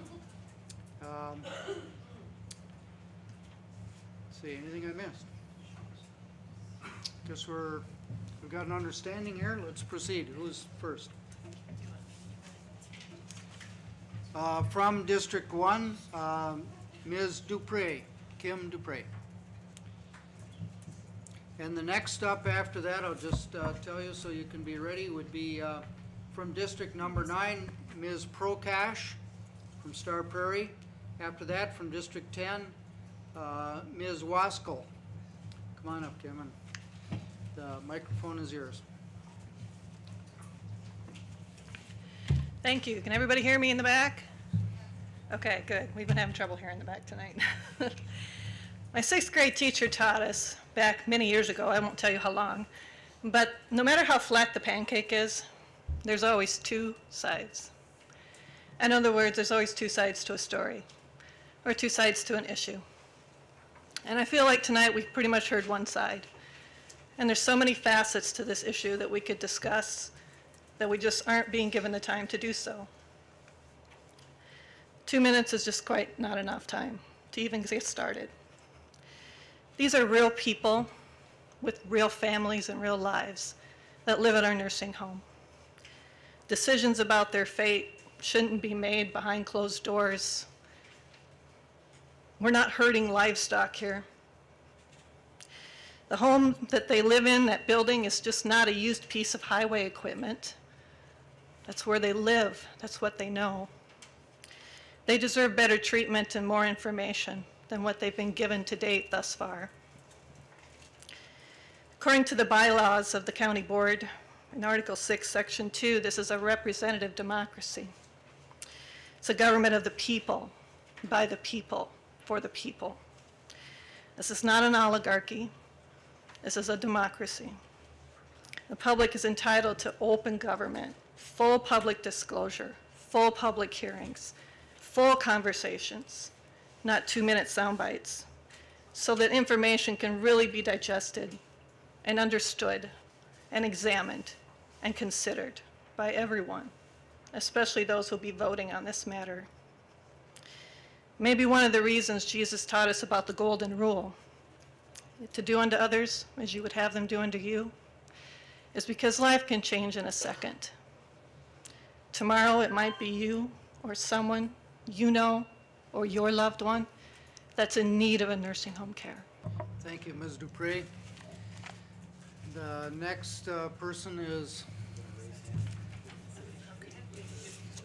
Ms. Prokash. And,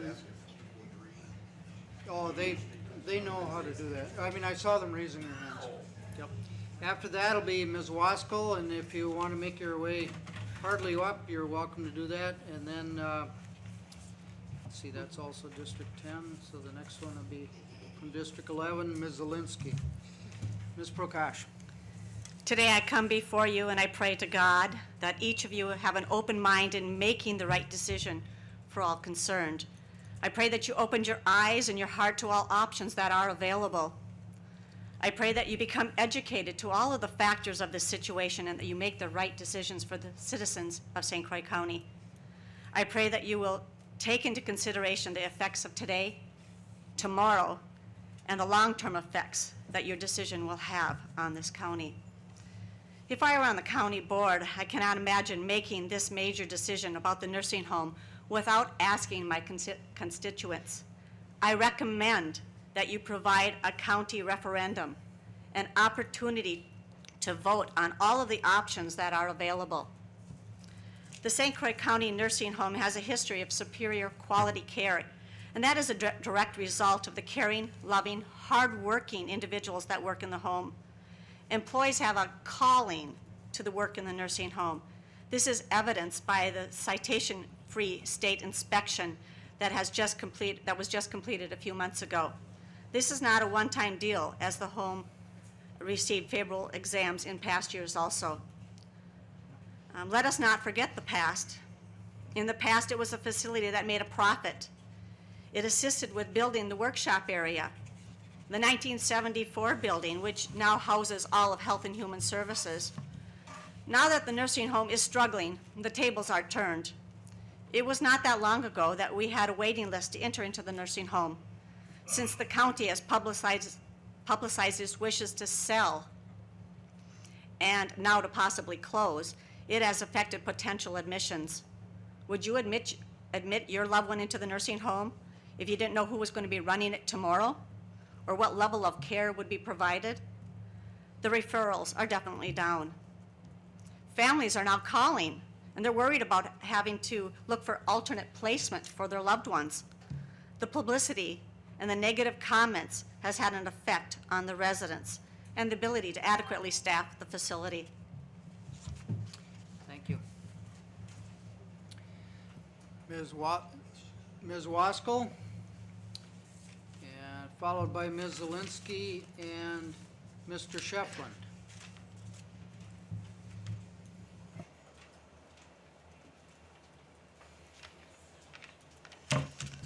I have read the term state-of-the-art several times lately. A building can be as new and modern as technology can make it, but it is still just a building. I believe the purpose, the residents who reside in it, the staff who work in it, are what makes it state-of-the-art. The St. Croix Health Center Nursing Home might not be new, but I believe in all ways that matter, the St. Croix Health Center Nursing Home is state-of-the-art. Ms. Zielinski. Yep. Ms. Zielinski, followed by Mr. Shefflin. Okay, followed by Ms. Bowman.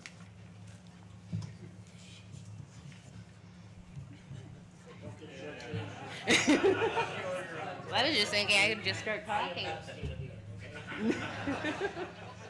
Restart. There you go. Okay. Okay, in the state of Wisconsin, there are only 29 out of 70 counties that do not own a publicly run nursing home.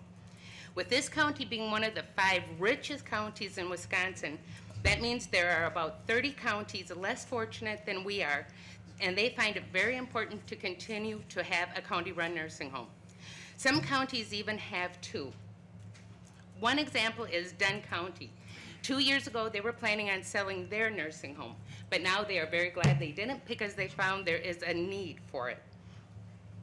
With this nation about to face the biggest challenge with the baby boomers coming to the age that they may need a nursing home, not only for long term, but for short term, for rehab, for surgery, or a broken arm.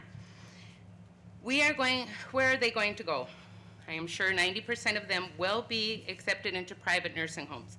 What about the other 10%? We need to continue to have a county-run home, if not just for that 10%. And if it was not for county-run nursing homes, who is going to set the standard for the rest? I know you have a very tight budget, but you need to remember you cannot rob Peter to pay Paul. With this county being one of the richest in the state, if it were to sell their nursing home, what kind of message are we sending to the other counties? That we find other things more important? Shouldn't our message continue to be, we care for our own? And on another note, instead of selling the nursing home, watching everything tonight with all the facts and figures with Medicare and Medicaid and all the reimbursement rates, maybe our county should start leading the path to state to say we need to have these reimbursement rates increased. Thank you. Mr. Chair, if I might, out of respect for the people who are speaking tonight, could you just share with us what districts they're from? I think we've kind of gotten out of. Oh, did I? I don't know which districts. The, Ms. Zielinski is from Mr. Hobhager's district. Ms. Wasko is from Mr. King's district. Ms. Prakash was from Mr. Melz's district, and Ms. Dupree was from Ms. Burry's district. And Mr. Shefflin is from Mr. Standifer's district.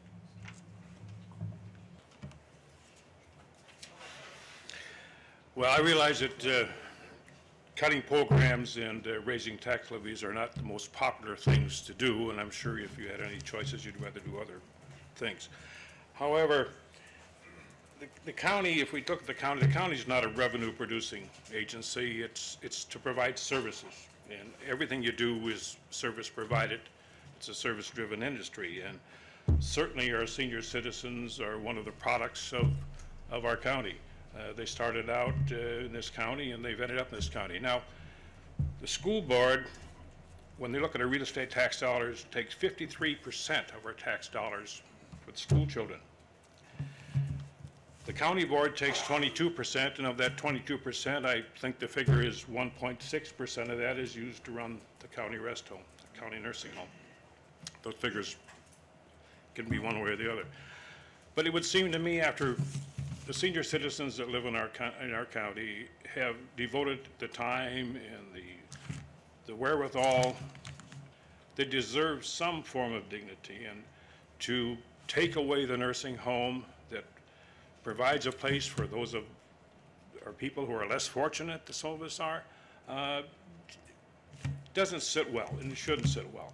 And I think if any one of us, including the board members, said, there, but for the grace of God, go I. May have to be there one day, and it would be nice to have a place to go. I think I've had relatives, my mother-in-law and my aunt, in rest homes.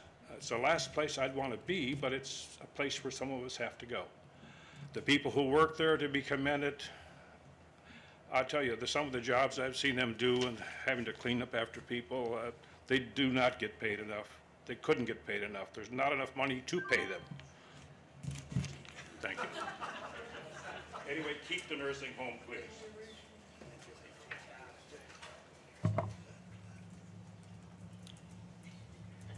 Let's see, we're ready to start around again, aren't we? All right, that's actually once around, Ms. Bowman. And I think Ms. Dupree wasn't finished. Would you like another 2 minutes? Mr. Marzoff.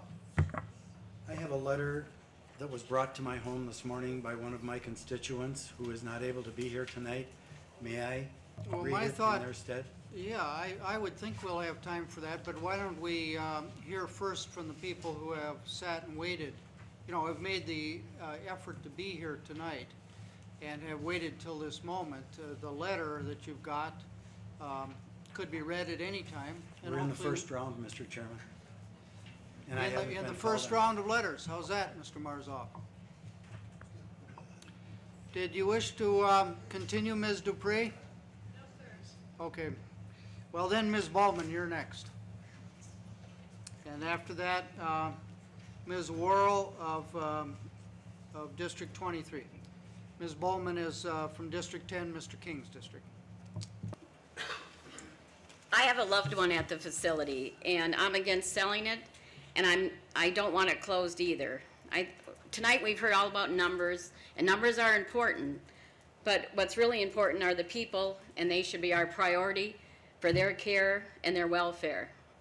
Now, I know when you put someone into a nursing home facility, you do a lot of background check, and because that's your loved one going in there. So, and we did a lot of background, and we found the facility to be caring, safe, clean, dependable, and the people who care for my mother-in-law are great. And I think anyone in this room, you never know when you're going to get with that decision to make. And I'm thankful that we have the health center in Richmond and with the people that are working there. I guess that's it.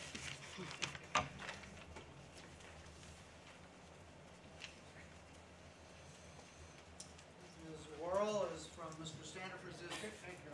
Hi, I've been on the board at CCH, and you can pick your saints and I'll pick mine, but boy, the people that work there are wonderful. And I know you feel that way about your people too. But I do know that it makes a real difference when you can have a nice facility to house the elderly in, and it makes a difference to the people that work there and the people that stay there. And so I wish for New Richmond a nice new facility, and certainly that all the people that are in the home now will be taken care of, and that was the intent of the proposal. Because we do see a vision that our county is wider than Hudson, it's wider than New Richmond. And there have been other times when people could not get into Hudson that wanted to because we were full. So I hope that you will get a nice new facility.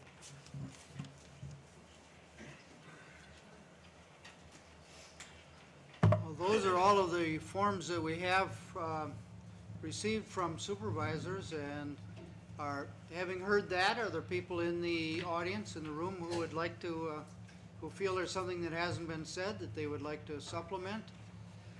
Just get in touch with your supervisor here. We can wait a few moments, and then we'll turn to written things.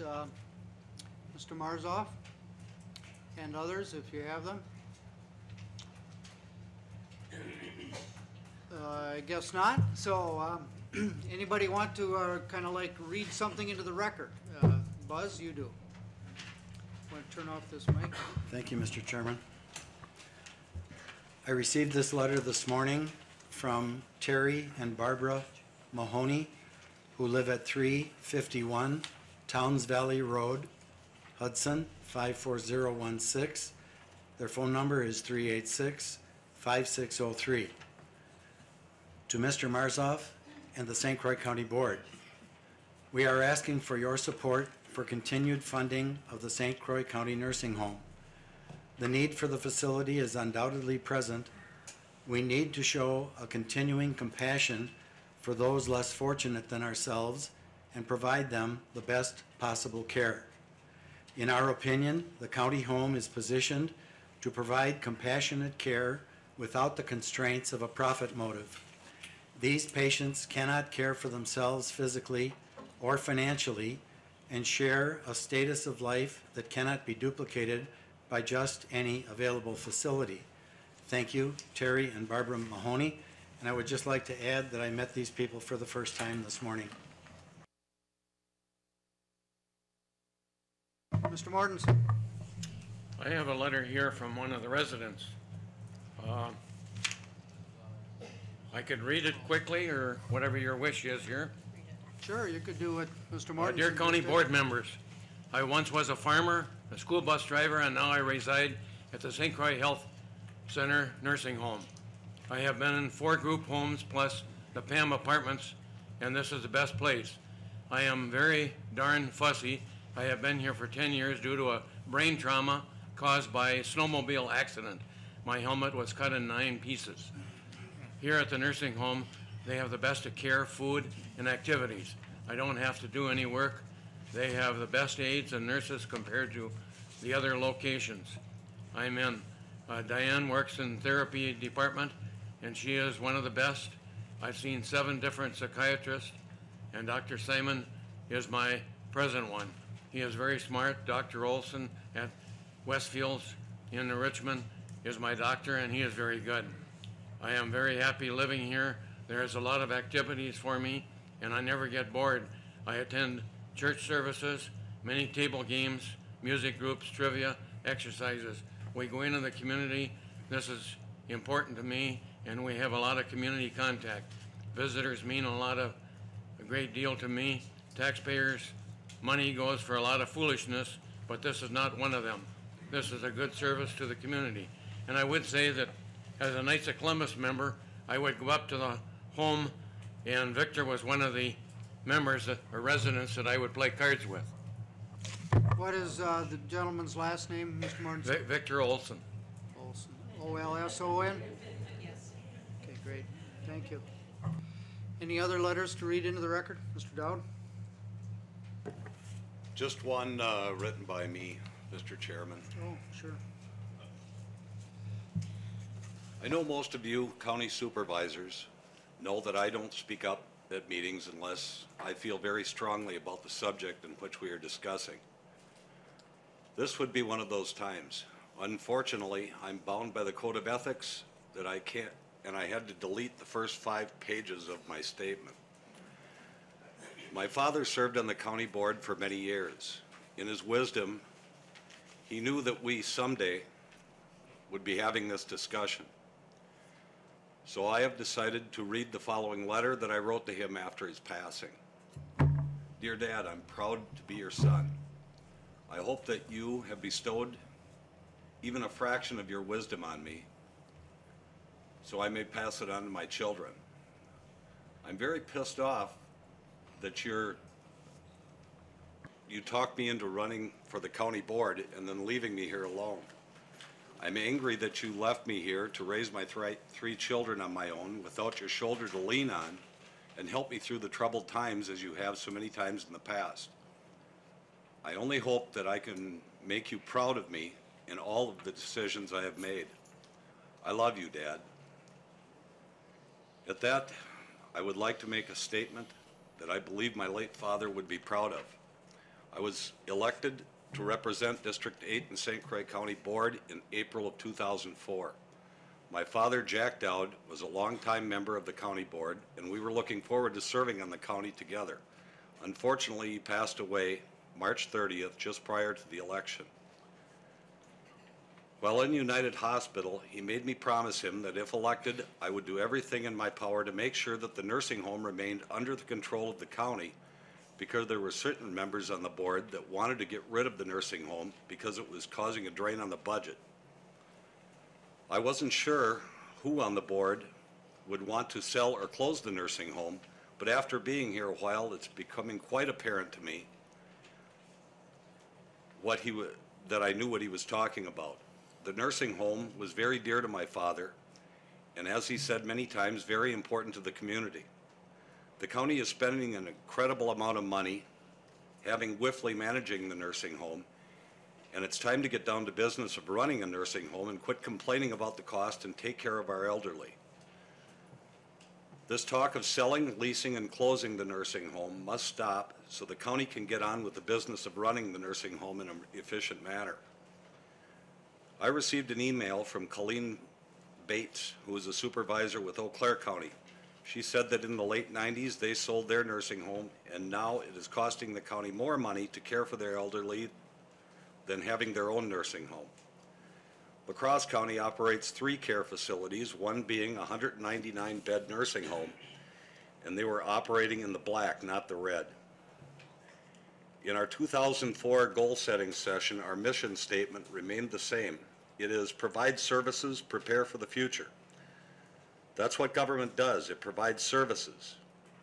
And I can think of no better service than caring for our elderly. After all, they are the reason all of us are here tonight. Thank you.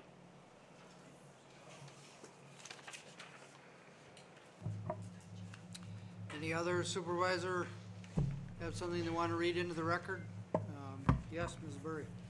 I also would like to read from Colleen Bates's letter. I hope all of you read it. The last paragraph, she says, "There will always be those who believe the county did the right thing to sell the county nursing home. However, the impact on that decision has significantly escalated our county human service costs and, more importantly, denied the appropriate level of care to the individuals for whom we are responsible." And I think that says it all. The clerk has given me an email that she received, which I'll read you. It's from Kay Caselius, and it says, "Please don't close the St. Croix County Nursing Home. I got a call last night asking me to contact you regarding this matter, so I am." Thank you, Kay. Any other? Buzz?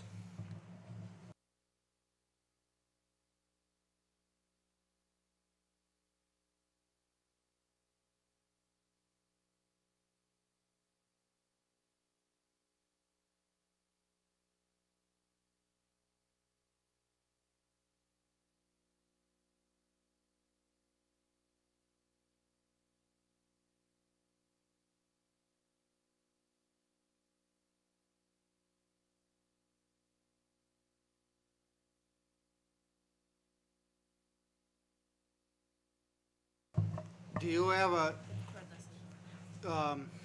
why don't we try to get a microphone to Buzz? If you're tethered to that overhead projector, see if that'll work. Mr. Raymond? Yeah, is this part of the public input or part of the, are we into the county board discussion, just Well, as a matter of what okay, we're up to that's a here? sound point. I've taken it that we've had the public input, that when I asked if there were more people who wished to register with their supervisor and nobody raised a hand, I took that as the conclusion of it. And then we took the written public input, if you will, the letters that people happen to have with them tonight. So I think we're past that, and we're now, essentially, we're to that point that you wanted us to be at 10:30, where it's back and forth between. Well, yeah, you could, somebody move that hand. We're at the place where supervisors are speaking and deciding what we're gonna do. And Buzz is first off. Thank you, Mr. Chairman. Healthcare is a life and death issue. Our county nursing home is being staffed and administered by loyal, well-qualified, committed individuals who possess a deep sense of caring for the well-being of those residents for whom they are responsible. To the extent that health care is a life and death issue, and because our county nursing home is not being run by corporate America, the dignity and value of human life, not profit and loss, should be the predominant factor in its operating equation. In fiscal year 2006, that additional portion of the county's tax levy used to subsidize the operation of its nursing home was reported to be $1.3 million. According to the county's real property lister, 55,000 tax parcels contributed to the levy that year. Let's do the math. If you divide $1.3 million by 55,000, that comes out to be $23.64 per tax parcel per year. And if you divide that $23.64 by 365 days, that gives 6.47 cents per tax parcel per day. During the time this letter was being composed, the census at our county home was 58 residents. Therefore, dividing that 6.47 cents by 58 yields 1/10 of 1 cent. That averages to be an individual property owner contribution to the subsidy that's less than 2/10 of 1 cent per nursing home resident per day. Financier and philanthropist John D. Rockefeller once said, "Every right implies a responsibility, every opportunity an obligation, every possession a duty."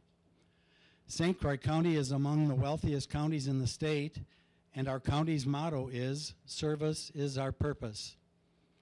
Implicit in the word service is the mandate to acknowledge our obligations and to be diligent in exercising our duties and responsibilities toward others. Indeed, from those to whom much has been given, much is expected. Is it asking too much of each property taxpayer in this county to assume individual responsibility and to continue subsidizing our nursing home at the rate of approximately 2/10 of 1 cent per nursing home patient per resident, that is, per tax parcel per day?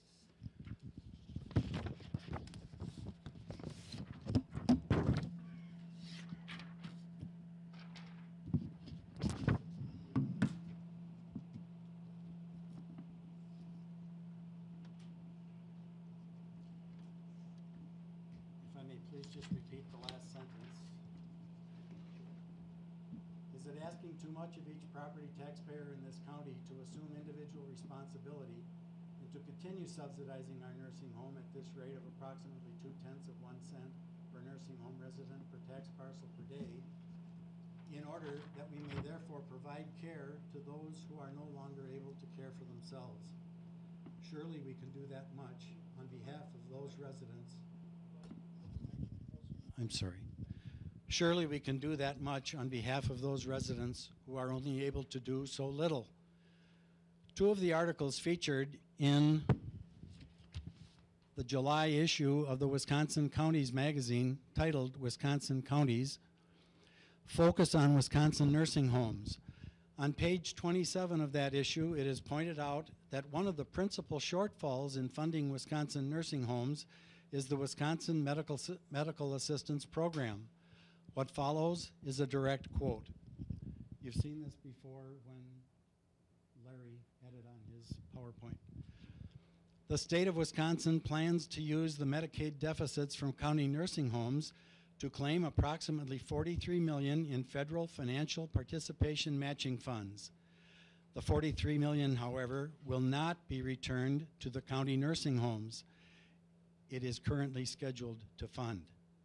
These federal funds should be returned to the counties that generate them. The state of Wisconsin also has a $900 per year tax on nursing home beds, which will generate approximately $41.9 million. Only $28.1 million of that, however, is returned to the state Medicaid trust fund, while the remaining $13.8 million is deposited in the state general fund. These intercepted funds should be used instead to provide a much-needed Medicaid rate increase for Wisconsin's nursing homes.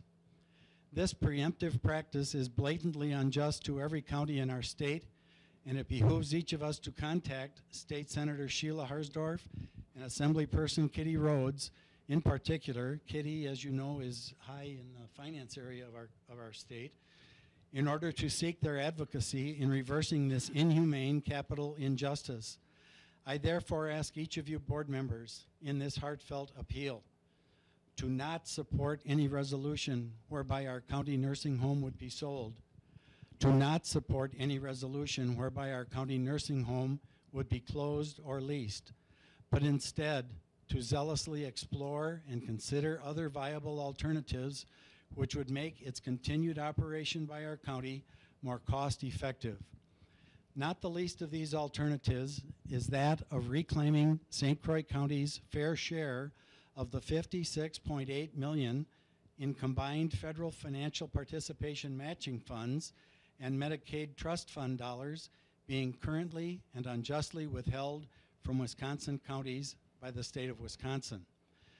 I would just like to close by one aphorism in which I believe strongly, which I've used before this body once before. There is a 4-cycle process through which we go as we grow older. As newborn infants, we cry out, "Please help me." As smart aleck teenagers, we flippantly say, "No thanks, I can help myself."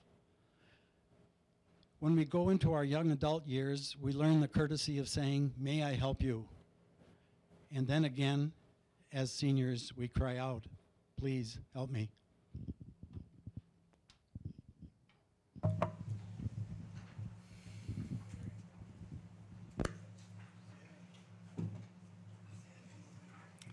Anybody else wish to be heard? Mr. Strumke. I don't think there's been anybody testifying, and I don't believe there's anybody on the county board that believes that the service that is rendered to the citizens in the county's nursing home is anything but excellent. The real issue here is as it was testified or stated by the presenters tonight, is that there's no need for the county nursing home. There are sufficient beds within the county. What's before the county board is the decision to keep an unneeded nursing home operational and not have that money to be used for other valuable and needed programs. The idea that corporate America does not provide good nursing care in their nursing homes, I find an affront. I believe they're just as good, or at least they meet good quality. That was testified to tonight. I believe we are responsible to manage and be diligent to our citizens in the county, and that is to best utilize the dollars that we are given, or should I say that we take, from the citizens in this county. Thank you. Mr. Awesome. Thank you. We have alternatives on how we spend the county's money, and we've made a decision over time not to fund a long-term waiting list for disabled and developmentally disabled children and adults, the cost of which, if we did fund it, would be almost $3 million. And we've also, made the decision to fund the deficit on a nursing home in the range of about $1.5 million. That is really an oversupply. It's not wanted by the state. They want us to reduce the number of beds. So we're making a decision not to take care of, for instance, the high-need disabled children to the tune of about $500,000, and we're spending the money on a nursing home, subsidizing it because we operate it inefficiently. And I think that this committee found a way to get a new state-of-the-art nursing home that would better serve the residents of St. Croix County, cut these subsidies by $1 million a year, which could be used then perhaps to take care of some of our disabled people that have been on waiting lists for 10 years. So this debate regarding taking care of elderly and disabled is a legitimate debate. But the economic facts are that we are, by spending the money, subsidizing the nursing home operation, not spending it on people that have been on a waiting list for 10 years. That's a choice that we're making. And I think that needs to be part of the debate. Thank you. Mr. Jordan. I'd just like to take a few minutes and step back from this evening and go back, take us back to October 31st of '06, when the county board voted 27-3 to go out for requests for proposals. I'd also like to address the people in the audience so that they have a better sense of the people that you've entrusted with the public trust to work with integrity on your behalf. You might recall, I don't serve on the Finance Committee, and I don't serve on the Human Health and Services Committee, but I was specifically asked to serve on this Request for Proposal Committee. My sense is that daylight is one of the best sanitizers that we have. When in doubt, go for disclosure. When in doubt, make it public. And when in doubt, have an honest debate with that. To the people that have spoken tonight, I want you to have an appreciation that we did not go lightly into this request for proposal process. We talked about protection of jobs. We talked about protection of patients. We talked about financial wherewithal of the people that would respond for the request for proposal. We had 9 separate meetings bargaining in good faith with the respondent that said, we think this perhaps might be a better way to protect the jobs, protect the community, and protect the people that are in the elderly part of that population.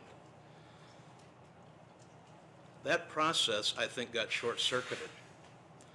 And, you know, there was the old movie, A Funny Thing Happened on the Way to the Forum. I think a funny thing happened on the way to the debate tonight. I think it's unfortunate. Before our work was even made public, the city of New Richmond made a resolution saying that they opposed it. Before we even sat down tonight to hear public testimony, and for my fellow supervisors, I guess I would say this very directly. The purpose of this meeting tonight was to have input so that the public and the newspapers and the 80,000 people in our county who can't be here tonight are fully informed, and for these people to respond to the work that's been done.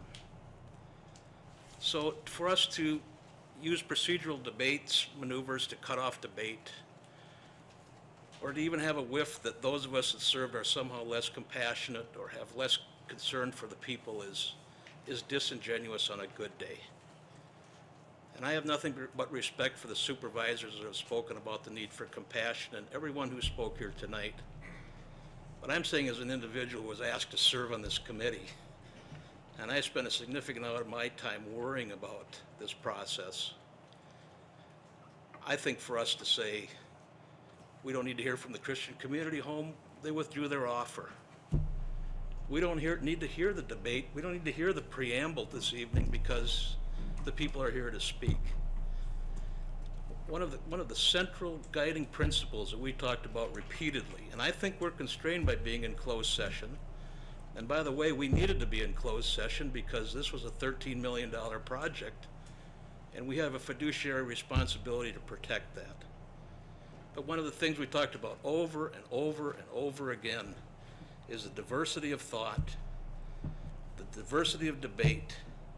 Let's bring in the best issues. Let's find the people and the fears and the concerns that they have and try and address it and come up with a better solution.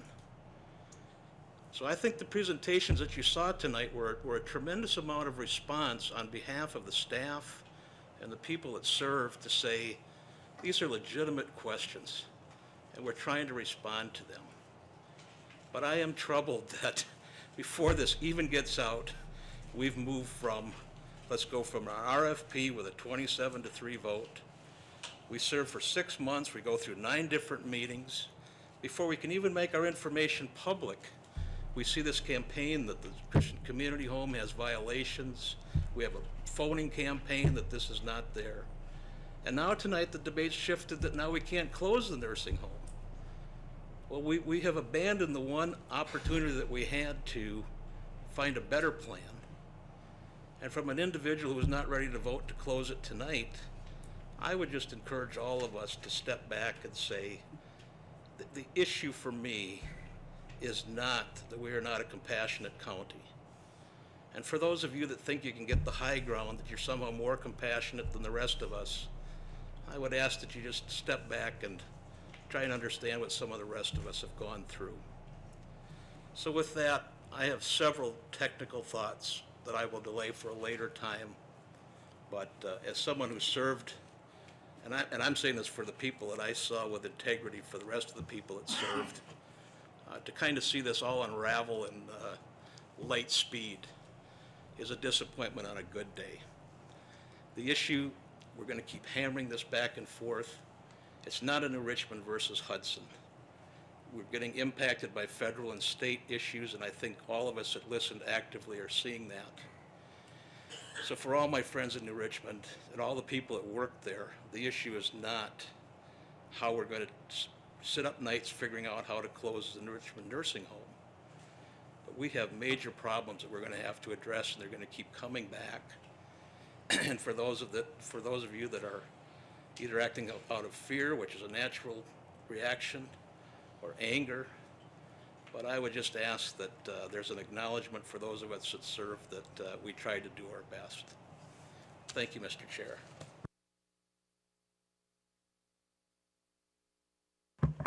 I would like to remind the county board that the nursing home complex at New Richmond, in whatever form it is now in today, started over 100 years ago and was a good servant to the county. It took care of people from all over the county, and it has changed considerably. The old building is gone, yes, but our feeling of taking care of others is still there.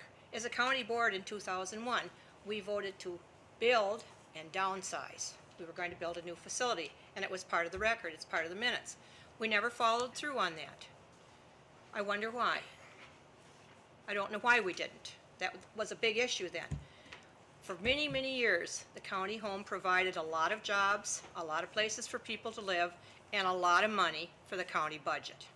A lot of money came down here to go into the general fund from the nursing home complex.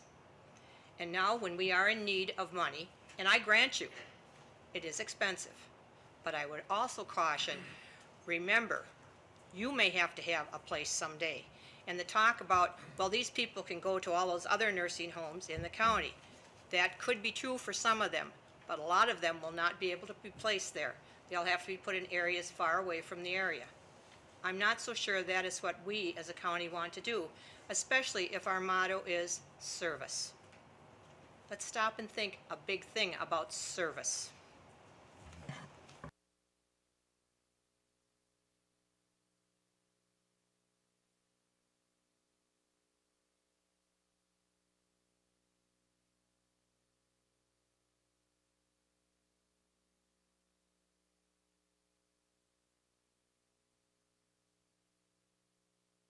I didn't know we were still voting. You know, I went down to Christian Community Home this afternoon because I had been, I sat through one of the final negotiation session, and I heard that side of the story, and then I got letters and phone calls, and heard of letters and phone calls, and I thought, I want to get down there and see where the buckwheat was in this thing.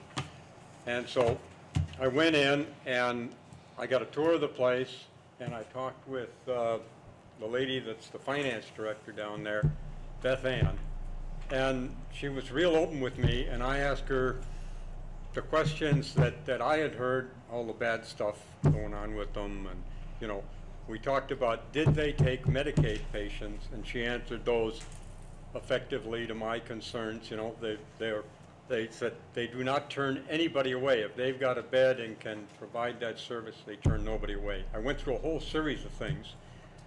I came away thinking that that they were going to build a $13–14 million facility that was going to serve the Richmond community equal to, and then I thought maybe better, bigger facility, newer facility than we have today.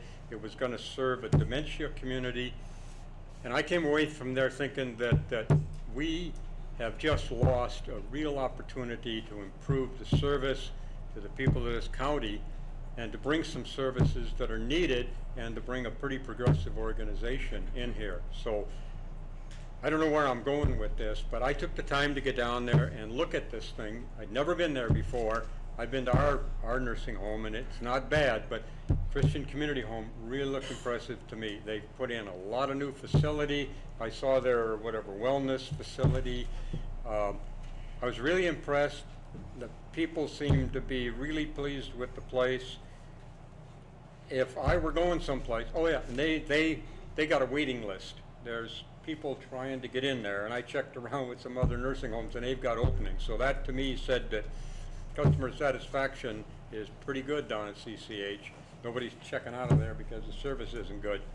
So I think we missed a real opportunity to help the citizens of the county to get good care and bring someone in that can help us on some of our financial problems and willing to take a little risk and a little effort. And I'd like to find a way to bring them back into this thing and not get them, you know, not get their legs cut off because they don't feel like they've got community support.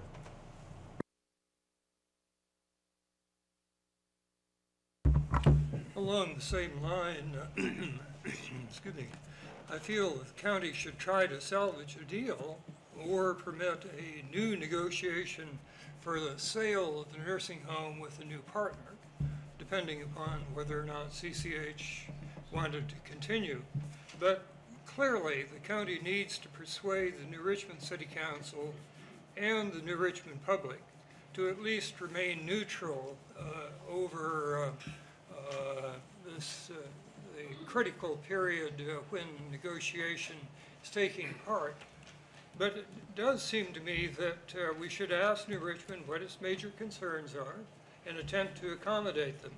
And if New Richmond remains opposed to the sale, then we will have to select another alternative from our options.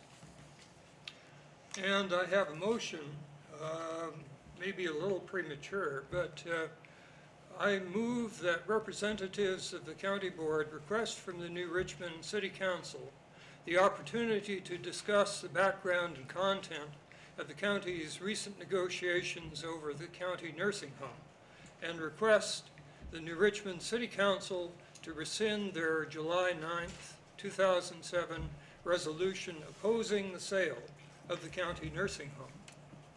Now, I don't know, well, first, is there a second?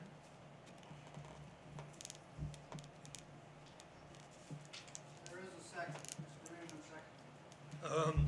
In that case, I don't know. I'd like to continue to say that I do not know whether or not there is a chance in hell that this is going to succeed.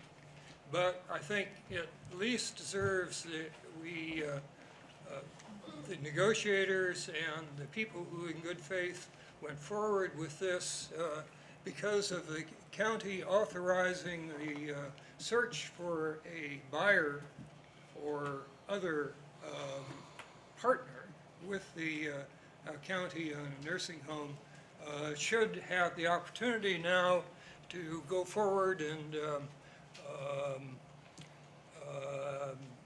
provide to honor the intent of that vote that we had back in last fall or early winter. I ask on behalf of the clerk, perhaps, certainly for myself, give us the words of your motion again? Oh, have you got it in written form? Yes, I do. Great, great. Written is best, and I'll just read it again, and so we have it in our minds. And then you're next, Mr. Kaflish, after that. The motion is to move that representatives of the county board request from the New Richmond City Council the opportunity to discuss the background and content of the county's recent negotiations over the county nursing home, and request the New Richmond City Council to rescind their July 9, 2007 resolution opposing the sale of the county nursing home. Mr. Kaflish?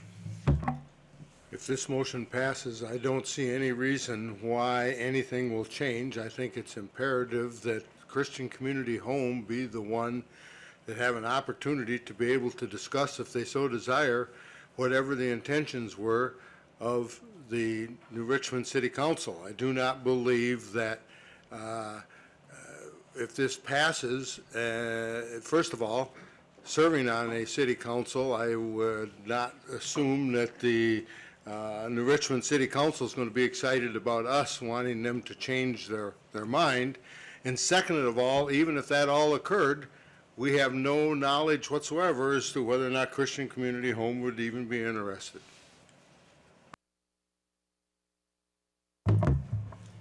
Mr. Standifer? Frankly, I agree with the supervisor from River Falls, and I also think that it would be inappropriate for the county board to try and apply pressure to the New Richmond City Council. I think that should they, of their own volition, reach a different conclusion than the one they reached, that is up to them. But I don't think we should be attempting to publicly pressure or humiliate them. Therefore, I move to table this motion indefinitely.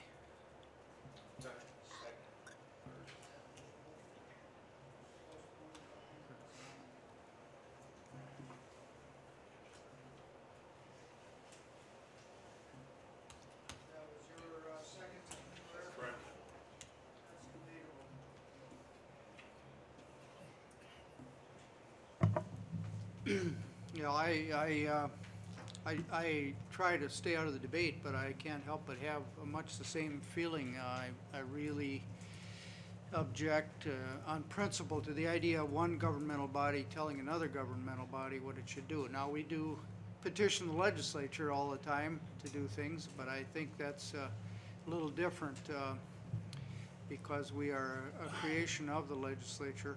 I know the attitude that I have used on your behalf whenever a TIF district was proposed in any of our cities or villages, I have taken the position that the city or village council knows best, and I have never opposed a TIF district, even though I recognize that from a county taxing standpoint, there's always something at least temporarily detrimental to our revenue stream that results from that. So that's personally where I am on that.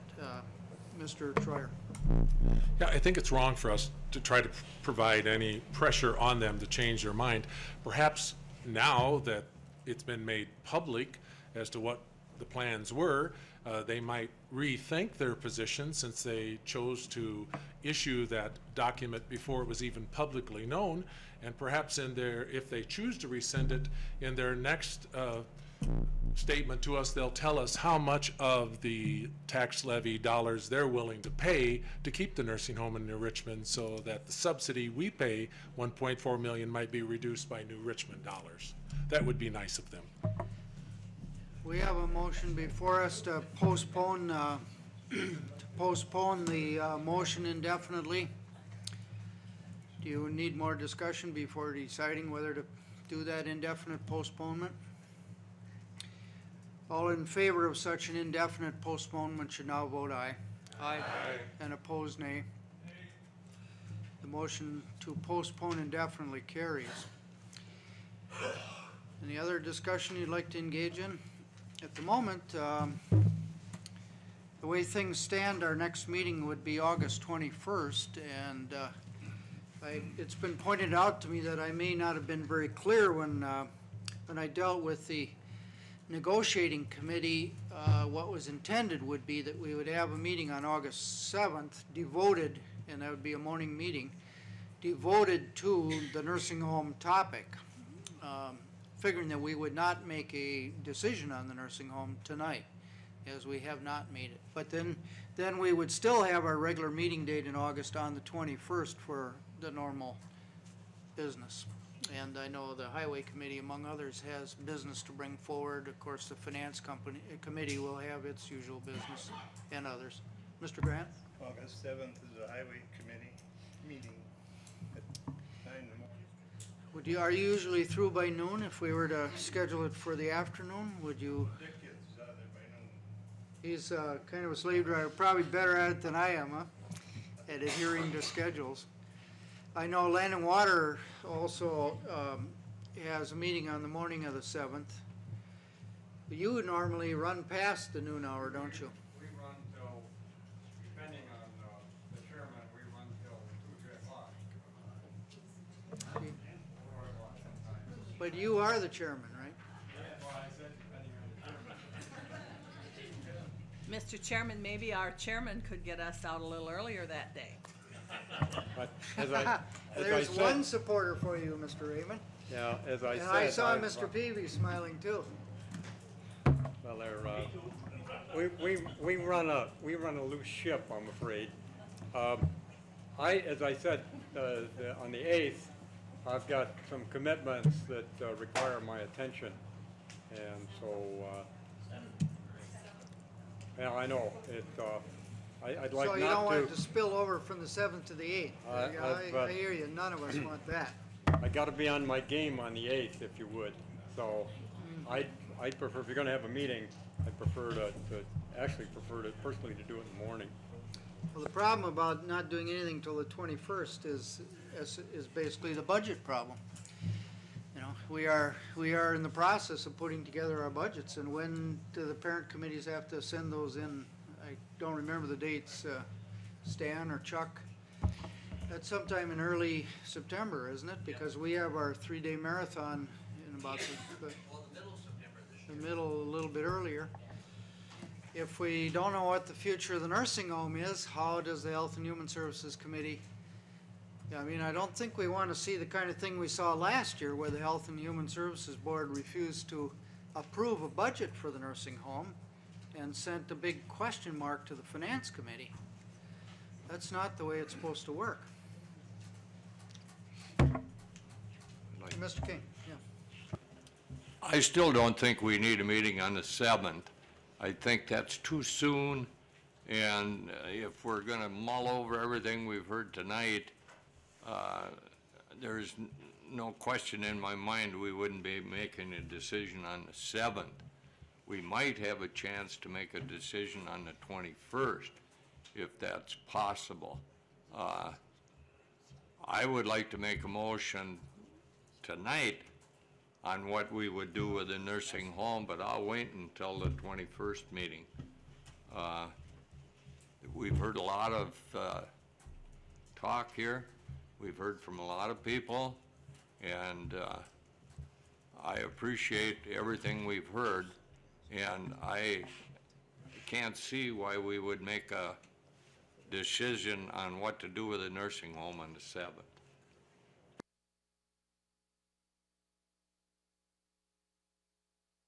Mr. Mortensen. I have a 3-page letter here from Colleen Bates, Eau Claire County Supervisor, and she's chair of the Human Services Board. In one paragraph here, she writes that the chronically mentally ill in Eau Claire has struggled with the cost of mentally ill individuals that are picked up on emergency detention. The practice of local law enforcement has been to take these individuals to local hospital emergency rooms. If we had our own nursing home, it would be possible that a comprehensive mental health center could have been developed to provide not only crisis intervention, but needed health care, mental health therapy at a far more reasonable cost to the county. And so she's also got several questions here. We all received this letter, and I think that it should be looked over real well. Our problems aren't going to go away if we sell the health center. the healthcare center, and so there's a crystal ball that we need to look into and try to get some of the questions answered. Thank you. Thank you, Mr. Mortensen. Our lawyer was asking me what to do if now that the Christian Community Home has withdrawn, if somebody else shows up and is interested in the same deal. Do we tell them gotta wait? Nothing, wait for the next county board meeting? Does the ad hoc negotiating committee have approval to go forward? Is it, would we consider that an extension of the RFP process? I don't know the answers to those questions. Mr. Strumke. Two issues. The immediate one is that proposal was just a proposal that the committee put together and the board never voted on it. So I don't think we could offer that up as part of the package. It may be something to discuss at the other part of my point at the August 7th meeting. I think that most people have got their minds made up on what they want to do anyway, and it's almost 3 weeks from now. So that's sufficient time to figure out where we're going. If we haven't been thinking about this for the last 7-8 months, shame on us. I think most people have been talking to and getting a lot of input and taking initiatives on their own. I would like to see this resolved one way or another. We heard testimony tonight about people being concerned, waiting lists not being there because people don't know what's going on. We have to either cut bait or whatever that works, fish or cut bait. But we need to get this resolved and be done. And whichever way we decide to go, we need to go and be done with it. I think the August 21st is going to be plenty busy anyway. And I think it's a good idea on such a big item as to dedicate a day, a special meeting to resolve this issue. Mr. Borup. I would hope that we could extend the RFP process or go back to CCH if they're willing. I would see the worst case would be for us to close the facility, which has crept into the conversation, and any county-owned facility without a feeder system is going to continue to struggle for years and years to come. As the waiting list for long-term care services has been a part of tonight's conversation, I just would like to comment that this really began 25 years ago with the COP system, the Community Options Programs, and the state of Wisconsin successfully defining nursing homes of all kinds as not a part of the community. And that has taken business away from nursing homes, as Ron Lockwood mentioned earlier tonight, that many of these people are nursing home care eligible. And it's not the fault of the nursing homes that they're not going there. But again, CCH is successful partially because they have a quality feeder system and the county doesn't. And that decision has got to be dealt with if we want our home to be competitive. But I guess I would ask that we don't allow the facility to be closed, that we if we can't operate it ourselves that's comfortable with the community, that we would try to find someone else who could come in. Well, I'm one supervisor who believes it would be foolish to reinstate an RFP process. There isn't a licensed nursing home operator in the state of Wisconsin that will come in and try to buy this nursing home after what happened to CCH. There was a concerted effort, not just by the city fathers of New Richmond, to stop this sale. There is no reason to believe that same concerted effort would not be ramped up to a higher degree. And misinformation, harassment, and demonization would be what we would continue to see. So RFP issue is just a foolish waste of time and would be only a delay tactic used by those who want to delay this. Thank you. Mr. Marzoff. Thank you, Mr. Chairman. As I understand it, the oldest of the nursing home facilities, along with the new addition, were both built by the county. I know that the times have changed since those structures were constructed. What precludes the county, which has an excellent bond rating, from entering into the construction process and recreate a structure that will be fuel efficient, cost effective, more easily navigated by ambulatory patients who have trouble negotiating the ramps which connect the new to the old facility because of an architectural blunder. Is it out of the realm of possibility that our own county could be the prime mover in this process? I throw that out for your consideration for the board. We will not put the words architectural blunder in our minutes. Mr. Dowd. Mr. Chairman, is there an organization within the county that makes money? Does the sheriff department make money? Are they self-sufficient? Is the highways self-sufficient? No. Neither is the nursing home. They're funded by the county with taxpayer dollars. Just because something isn't pulling its own weight doesn't mean you get rid of it.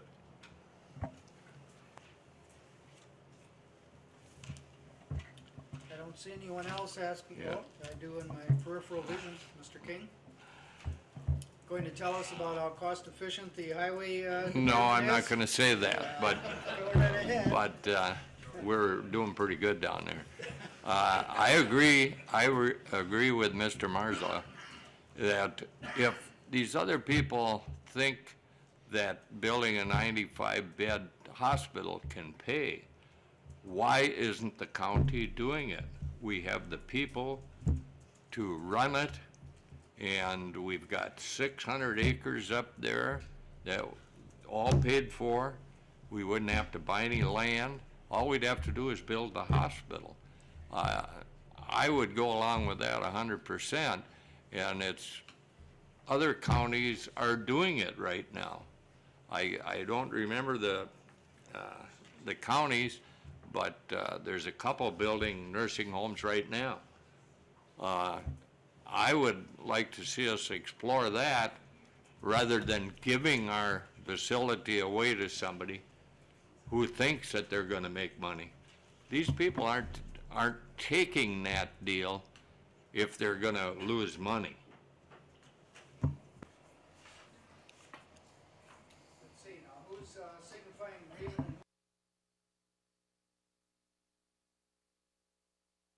In light of the fact of building your own facility, if you'll go back to look at what CCH had in mind, and the reason that they were interested in more than 5 acres, which is what they actually needed, was because their future plans, which didn't relate to what we were talking about, was going to involve the campus that we know has been mentioned here a couple times tonight, that you have to build in order to be able to do that. You have to have elderly housing, you have to have assisted living, and then you have to have nursing home. And it's got to be a functional connection. And I can guarantee you, St. Croix County isn't smart enough to build that kind of a facility and have that kind of money in order to be able to operate it. Are you agreeing or no? Are you wishing to speak? Yeah, let's for a moment assume that CCH and the City of New Richmond have some meeting of the minds, and CCH again is interested or mildly interested. Can I assume that that our team is empowered to go back and talk with them again and do whatever is necessary to move that forward prior to the next meeting? Well, on the strength of the motions that we already have of record, I would say the answer to that is yes, but I think the probability is, I'm not going to be marking down any dates on my calendar. I was asking it so that the record reflects that that possibility exists and the team doesn't feel constrained to wait or to run around in circles or whatever might occur. Was there somebody else who wanted to talk? Mr. Peterson. Thank you, Mr. Chairman. I've been sitting here patiently trying to digest everything that has come this evening, and the information is very good. I think it's quite scientific, but the element that I'm concerned about, and I'm following up on what Mr. King has said, I hope we don't just do a Band-Aid approach to solve our problem short time. I like the concept of looking way out there into the future, so we're providing something for the baby boomers down the line. I think we can limp along, but I think we have to look to the future where we build the kind of facility that society is demanding 5, 10 years down the road. Thank you.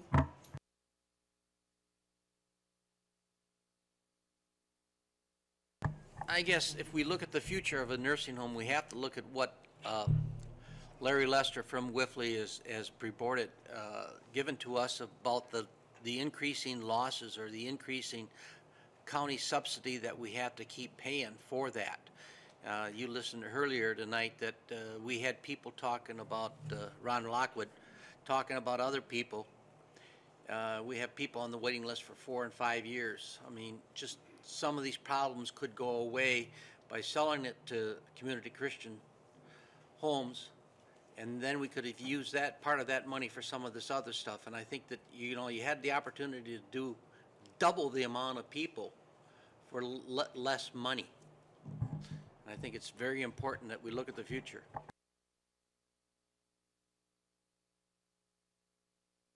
I would like it put into the record that I object very much to the comments made about the New Richmond City Council and the residents of New Richmond. I don't think there was any demonization, as Mr. Troyer alluded to, going on within our town or with our city council. There was no reference directly to New Richmond. There was an overall concerted effort.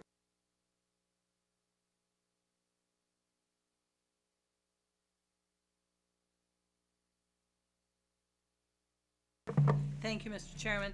I'm again going to say to you all that I'm relatively new to this process here in St. Croix County, and having just found out a few days ago what the proposal was to CCH, and not knowing any of the other options which were discussed in closed session, I personally need a little time to digest how I might decide what to do with this situation.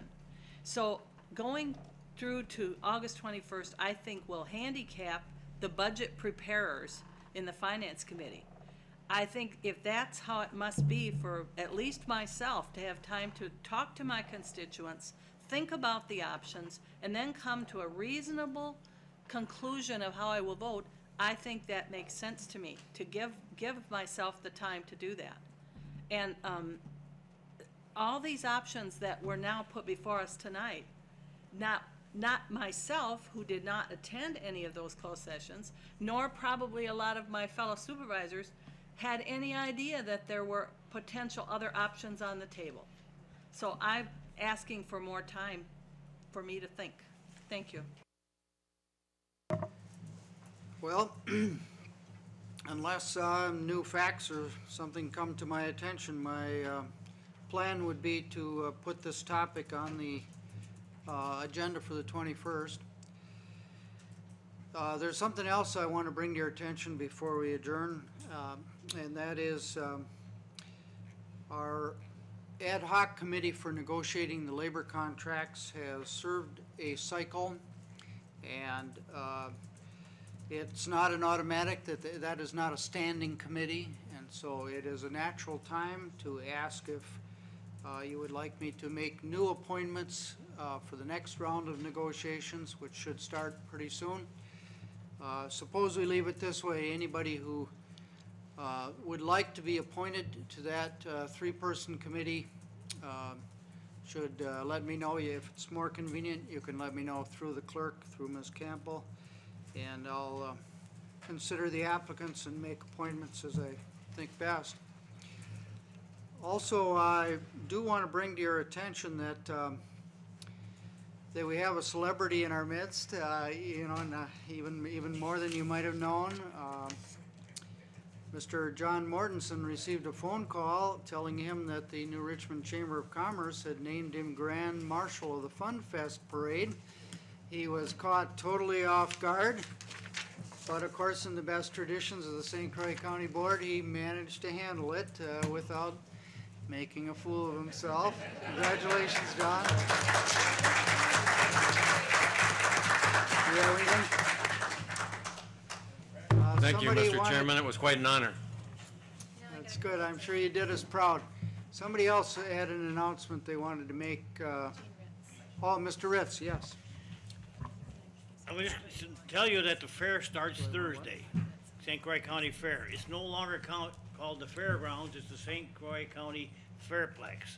That's because they're using the word complex and trying to get more things, activities at the fairgrounds. But in addition, we're having the fundraising program has started, and we have a raffle. And I happen to have tickets. Ron should have had some, but he wasn't there the other night, and neither was Sharon. So I got stuck with a bunch of them. But anyway. I guess why they weren't there. They didn't know they were going to be handed out. It's a very short time to have this raffle. They're going to be raffling, I'll tell you what the prizes are in a minute, but Sunday afternoon up at the fairgrounds. New Richmond businesses are very supportive. We've got a 2-year car lease as first prize from Bernard's. In other words, you get the car for 2 years. It's a lease car, but for 12,000 miles per year, you know how that goes. And then there's going to be a garden tractor from Pulvis Implement. Warner Doc's given a boat and a trailer, a small boat and a trailer. And then there's 2 airline tickets from Sun Country, and I believe they're domestic. Those are the prizes, but they're $10 a piece or 3 for $25, and I got a bunch, and I'm going to have Ron help with them. Anybody interested can see me right after this. I know it's late.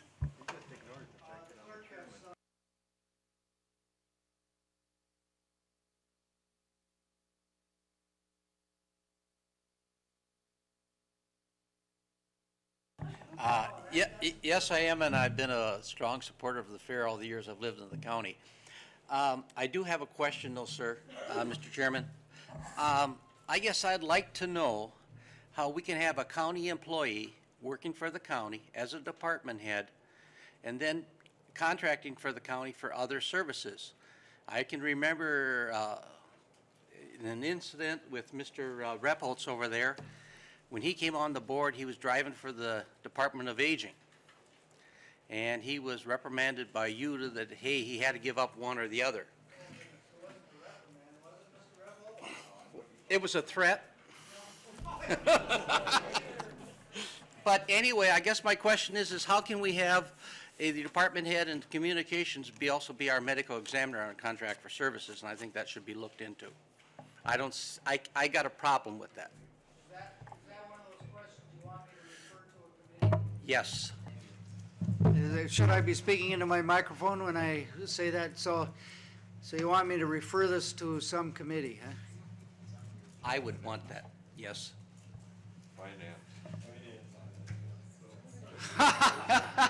All right, I'm not sure where, at this moment, if appropriate, I'll refer it after consulting legal counsel. You have some correspondence and stuff to bring to our attention before we drag our feet out of here? I do have some correspondence. I also need the Finance Committee members to stop up and sign this resolution before you leave, please. A couple rezonings, Neil and Mary Jo Wilcoxon, that's been scheduled. Town of Troy, Ag Tag Residential. New rezoning applications submitted but not scheduled for hearings, Peter and Bridget Kling. Town of Silon, Ag Tag Residential, and Robert S. Baglio, Town of Baldwin, Ag to Ag 2. Correspondence I've received. Dear fellow board members, thank you for your prayers, calls, cards, and flowers during my recuperation from back surgery. I truly appreciate your support. God bless each of you. Sincerely, Charles A. Grant.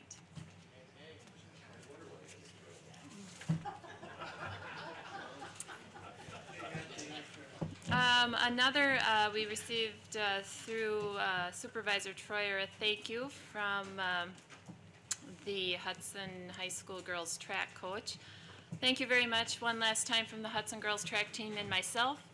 In talking with the girls this past few days, they were happy to see that they were welcomed so warmly by your board and that you were so excited for them to be there. They really do appreciate that, and they wanted me to let you know. And one last thing, the girls wanted to thank all the representatives from all the other districts along with their schools for having such a wonderful competitive sportsmanlike spirit throughout the season. Without their level of competition, the girls would not have had accomplished what they did. The other teams in the area from St. Croix County were all very friendly and welcoming, and we can just hope that they can have as much fun this spring as the girls did. Thank you once again, and we'll hopefully be back next spring to visit. Coach Jamie Hullum. And then we also did receive two responses from Senator Harsdorf and Representative Kitty Rhodes acknowledging receipt of the resolution the county board passed regarding Senate Bill 122. So I have that. And that's all I have. Good night, supervisors. Finance Committee.